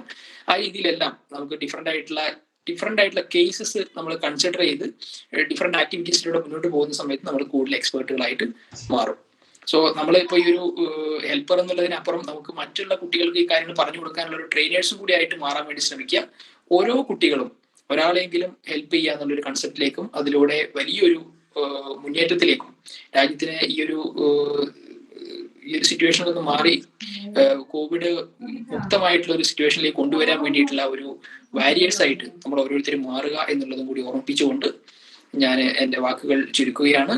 എന്തായാലും ഒരു പ്ലാറ്റ്ഫോം നിങ്ങൾക്ക് ഉണ്ടായിട്ടുണ്ടാവും എന്ന് വിചാരിക്കുന്നു. ഇതിന്റെ ബേസ് ചെയ്തുകൊണ്ട് നിങ്ങൾ സ്റ്റാർട്ട് ചെയ്യുക എന്നുള്ളത് മാത്രമാണ് നിങ്ങൾക്ക് ചെയ്യാനുള്ളത്. പിന്നെ ഇങ്ങനെ ഒരു പ്രോഗ്രാം ചെയ്യുന്നതിന് വേണ്ടിയിട്ട് പ്ലാറ്റ്ഫോം ഒരുക്കി തന്ന ഏറ്റവും ബഹുമാന്യായ പ്രിൻസിപ്പൽ അസീസ് സർ, അദ്ദേഹം കുറെ മുന്നേ തന്നെ വളരെയധികം വ്യക്തിബന്ധമുള്ള ആളാണ്. നമ്മുടെ RDC സെല്ല് രൂപീകരിക്കുന്ന സമയത്ത് തന്നെ കോളേജിലെ ഡിഫറെന്റ് ആയിട്ടുള്ള ആക്ടിവിറ്റീസിനെ കുറിച്ച് ഞാൻ അറിഞ്ഞിട്ടുണ്ടായിരുന്നു. വളരെ ആക്റ്റീവായിട്ടുള്ള ഒരു കാര്യങ്ങൾ ചെയ്യുന്ന കോളേജാണ്. ഇവൻ നവീൻ സാർ പോലും അത് ഓർത്തെടുത്ത് പറഞ്ഞു. അപ്പോൾ നമുക്ക് ഈ കാര്യത്തിലും ഒരുപാട് മുന്നോട്ട് ഉള്ള കാര്യങ്ങൾ ചെയ്യാൻ വേണ്ടി പറ്റും. അപ്പോൾ ഈ ഒരു പ്രോഗ്രാം കോർഡിനേറ്റ് ചെയ്ത കരീം സാറ്, കൂടാതെ നമ്മൾ ഈ പ്രോഗ്രാമിൽ ആക്റ്റീവായിട്ട് പങ്കെടുത്ത മുനവർ സാറ്, മറ്റ് ഫാക്കൽറ്റി മെമ്പേഴ്സ്, എല്ലാ പ്രിയപ്പെട്ട സ്റ്റുഡൻസിനും മിനിസ്ട്രി ഓഫ് എഡ്യൂക്കേഷന്റെ പേരിലും MGNCയുടെ പേരിലും നന്ദി അറിയിക്കുകയാണ്. വീണ്ടും നമ്മൾ മറ്റ് പ്രോഗ്രാംസുമായിട്ട് കണ്ടുമുട്ടും.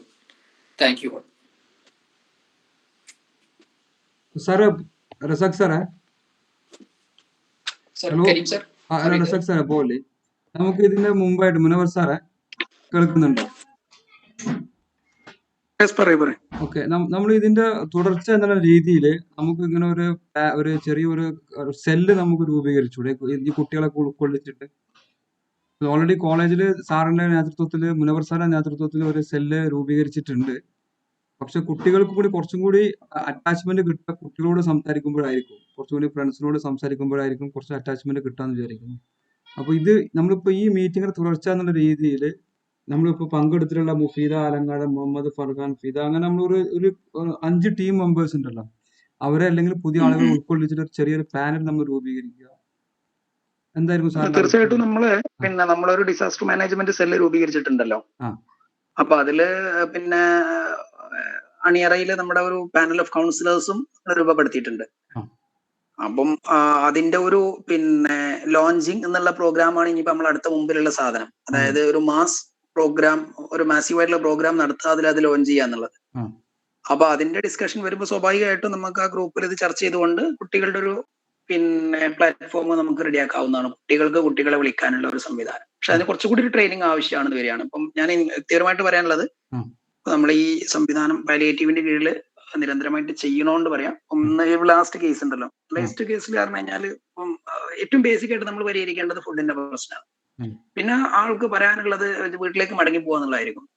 അത് ചിലപ്പോൾ ഇപ്പൊ നമുക്ക് പരിഹരിക്കേണ്ടതല്ലെങ്കിലും പരിഹരിക്കേണ്ടതാണ്. അയാളെ സംബന്ധിച്ചിടത്തോളം പരിഹരിക്കേണ്ട കേസാണ്. പക്ഷെ ഇപ്പൊ നമ്മൾ അതിൽ ഇടപെടേണ്ട ആവശ്യം ഉണ്ടാവില്ല. അപ്പൊ നമ്മൾ പലപ്പോഴും ഈ കൗൺസിലിംഗിൽ ഇടപെടുമ്പോൾ ഈ പ്രയോറിറ്റി എന്ന് പറഞ്ഞൊരു സാധനം ഉണ്ട്. നമ്മൾ കയറി പിടിച്ച് പിന്നെ പലതിലും ഇടപെട്ടാൽ ഉണ്ടാകുന്ന പ്രശ്നങ്ങളുണ്ടല്ലോ.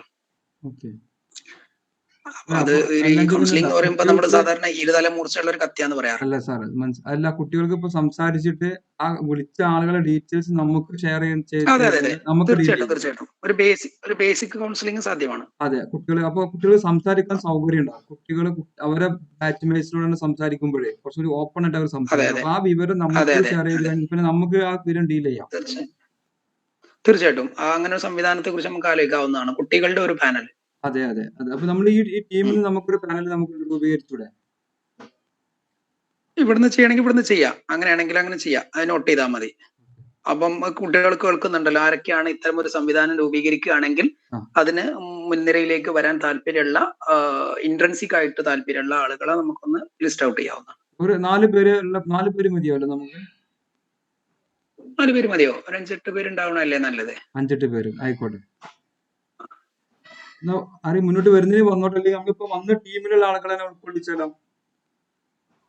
അല്ല, അത് അവരുടെ താല്പര്യം. അപ്പൊ നമ്മൾ പലപ്പോഴും കുട്ടികൾ നമ്മൾ ലിസ്റ്റ് ഔട്ട് ചെയ്തിട്ടുണ്ട്. അപ്പൊ അവരുടെ ഒരു താല്പര്യം കൂടി നോക്കണം. കാര്യം എന്താ വെച്ച് കഴിഞ്ഞാൽ ഇതിനിപ്പം അവൈലബിലിറ്റി നോക്കണം, അവരുടെ അവൈലബിലിറ്റി നോക്കണം, പിന്നെ അവർക്ക് അതിനുള്ള സന്നദ്ധത നോക്കണം.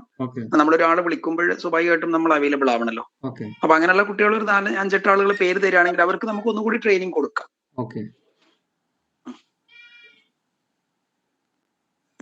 സാറ് മുന്നോട്ട് വരട്ടല്ലേ?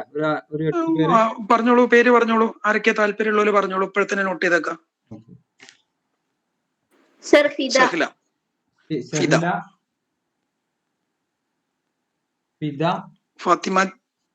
ഫാത്തിമ ജീന അല്ലേ? ഫാത്തിമ ജന്ന.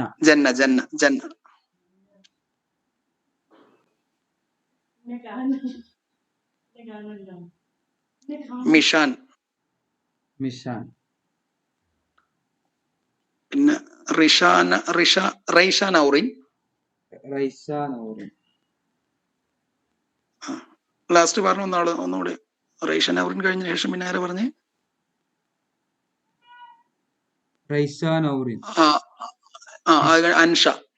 അൻഷ സഹീദ്. 6 പേരായി. ഇനി ആരെങ്കിലും ഉണ്ടോ? ഉണ്ടെങ്കിൽ പറഞ്ഞോളൂ, കുഴപ്പമൊന്നുമില്ല. അംന ഫൈസൽ. അംന അതിന്റെ മുമ്പുണ്ട്. അംന ഹിന ഹിബ റിൻസി. ഇത്ര മതിയാവല്ലോ സാറേ? ഇനി ആർക്കും താല്പര്യം ഉണ്ടെങ്കിൽ നമുക്ക് ഉൾക്കൊള്ളിക്കാം, അല്ലെങ്കിൽ ഇത് മതി. താല്പര്യം ഉണ്ടെങ്കിൽ നമ്മൾ റെസ്ട്രിക്ട് ആരെങ്കിലും ഉണ്ടെങ്കിൽ പറഞ്ഞോളൂ, ഇല്ലെങ്കിൽ നമുക്ക് ഇതിൽ നിർത്തുകയും ചെയ്യാം. അപ്പൊ ഇവര് എല്ലാവരും അവരുടെ മൊബൈൽ നമ്പർ, വാട്സപ്പ് നമ്പർ. ഒരാളും കൂടെ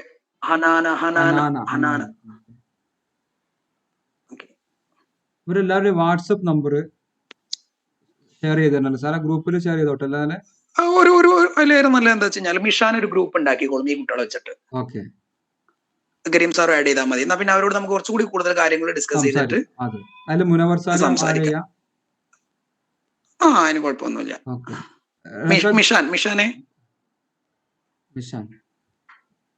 മിഷാൻ പ്ലീസ്. മിഷാൻ ഒരു ഗ്രൂപ്പ് ഉണ്ടാക്കുക ഇത്രയും കുട്ടികളുടെ പേര് വെച്ചിട്ട്. ഓക്കെ, എന്നാ പിന്നെ ആ ഗ്രൂപ്പില് ഇനി ആരെങ്കിലും താല്പര്യമായിട്ട് മിഷാനോട് പറയുകയാണെങ്കിൽ 1-2 ആളുണ്ടെങ്കിൽ അവരും കൂടി. നിസാല റെഡിയാണ്. അവരൊരു ഗ്രൂപ്പ് ഉണ്ടായിക്കോളൂ, നമ്മൾ ആഡ് ചെയ്തിട്ട് എന്നിട്ട് പിന്നെ ആ ഗ്രൂപ്പിൽ നമുക്ക് ആ കാര്യങ്ങൾ ചർച്ച ചെയ്യാം. നമുക്ക് അവരെ ഒന്ന് പേഴ്സണലായിട്ട് ഒന്ന് മീറ്റ് ചെയ്യേണ്ടി വരും. പേഴ്സണൽ മീൻസ് ഒരു ഗൂഗിൾ മീറ്റ് പോലെ.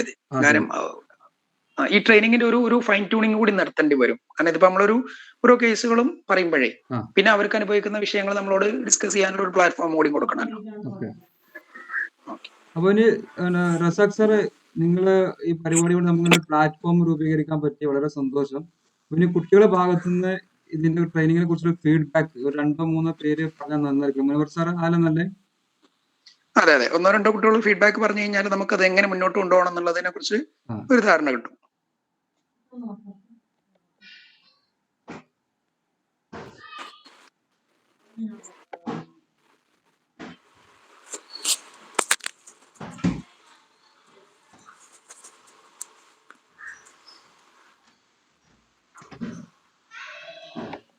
മിഷാൻ പറഞ്ഞോ?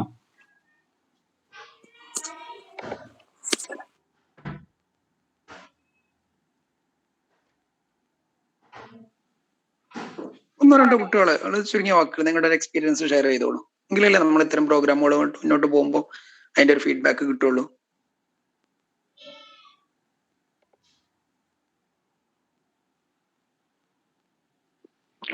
Hello sir. പറയൂ. നല്ലൊരു ക്ലാസ് ആയിരുന്നു. കുറെ കാര്യങ്ങൾ മനസ്സിലായി. ഒരാളോട് സംസാരിക്കുമ്പോൾ നമ്മൾ എങ്ങനെ സംസാരിക്കണം, പ്രത്യേകിച്ച് ഒരു പേഷ്യന്റിനോട് സംസാരിക്കുമ്പോൾ, പിന്നെ ഓരോ സിറ്റുവേഷൻസ് ബേസ് ചെയ്ത് നമ്മൾ സംസാരിക്കണം. അങ്ങനെ കുറെ കാര്യങ്ങൾ ഈ ഒരു ക്ലാസ്സിലൂടെ മനസ്സിലായി. പിന്നെ ഈ കൊറോണയുടെ സമയത്ത് എങ്ങനെ ഓരോരുത്തർക്കും എന്തെല്ലാം ആവശ്യങ്ങൾ ഉണ്ടാവും, ഇങ്ങനെ കുറെ കാര്യങ്ങൾ ഈ ക്ലാസ്സിലൂടെ മനസ്സിലാക്കാൻ പറ്റി. അപ്പോൾ ഒരുപാട് താങ്ക്സ് ഈ ഒരു ഇത് അറേഞ്ച് ചെയ്ത എല്ലാവർക്കും. Thank you sir. പോരായ്മകൾ ഉണ്ടെങ്കിൽ അതും കൂടി പറയണേ. എനിവൺ പ്ലീസ്, ഒരാളും കൂടി പറയാം. നിർത്താലോ നമുക്ക് പ്രോഗ്രാം.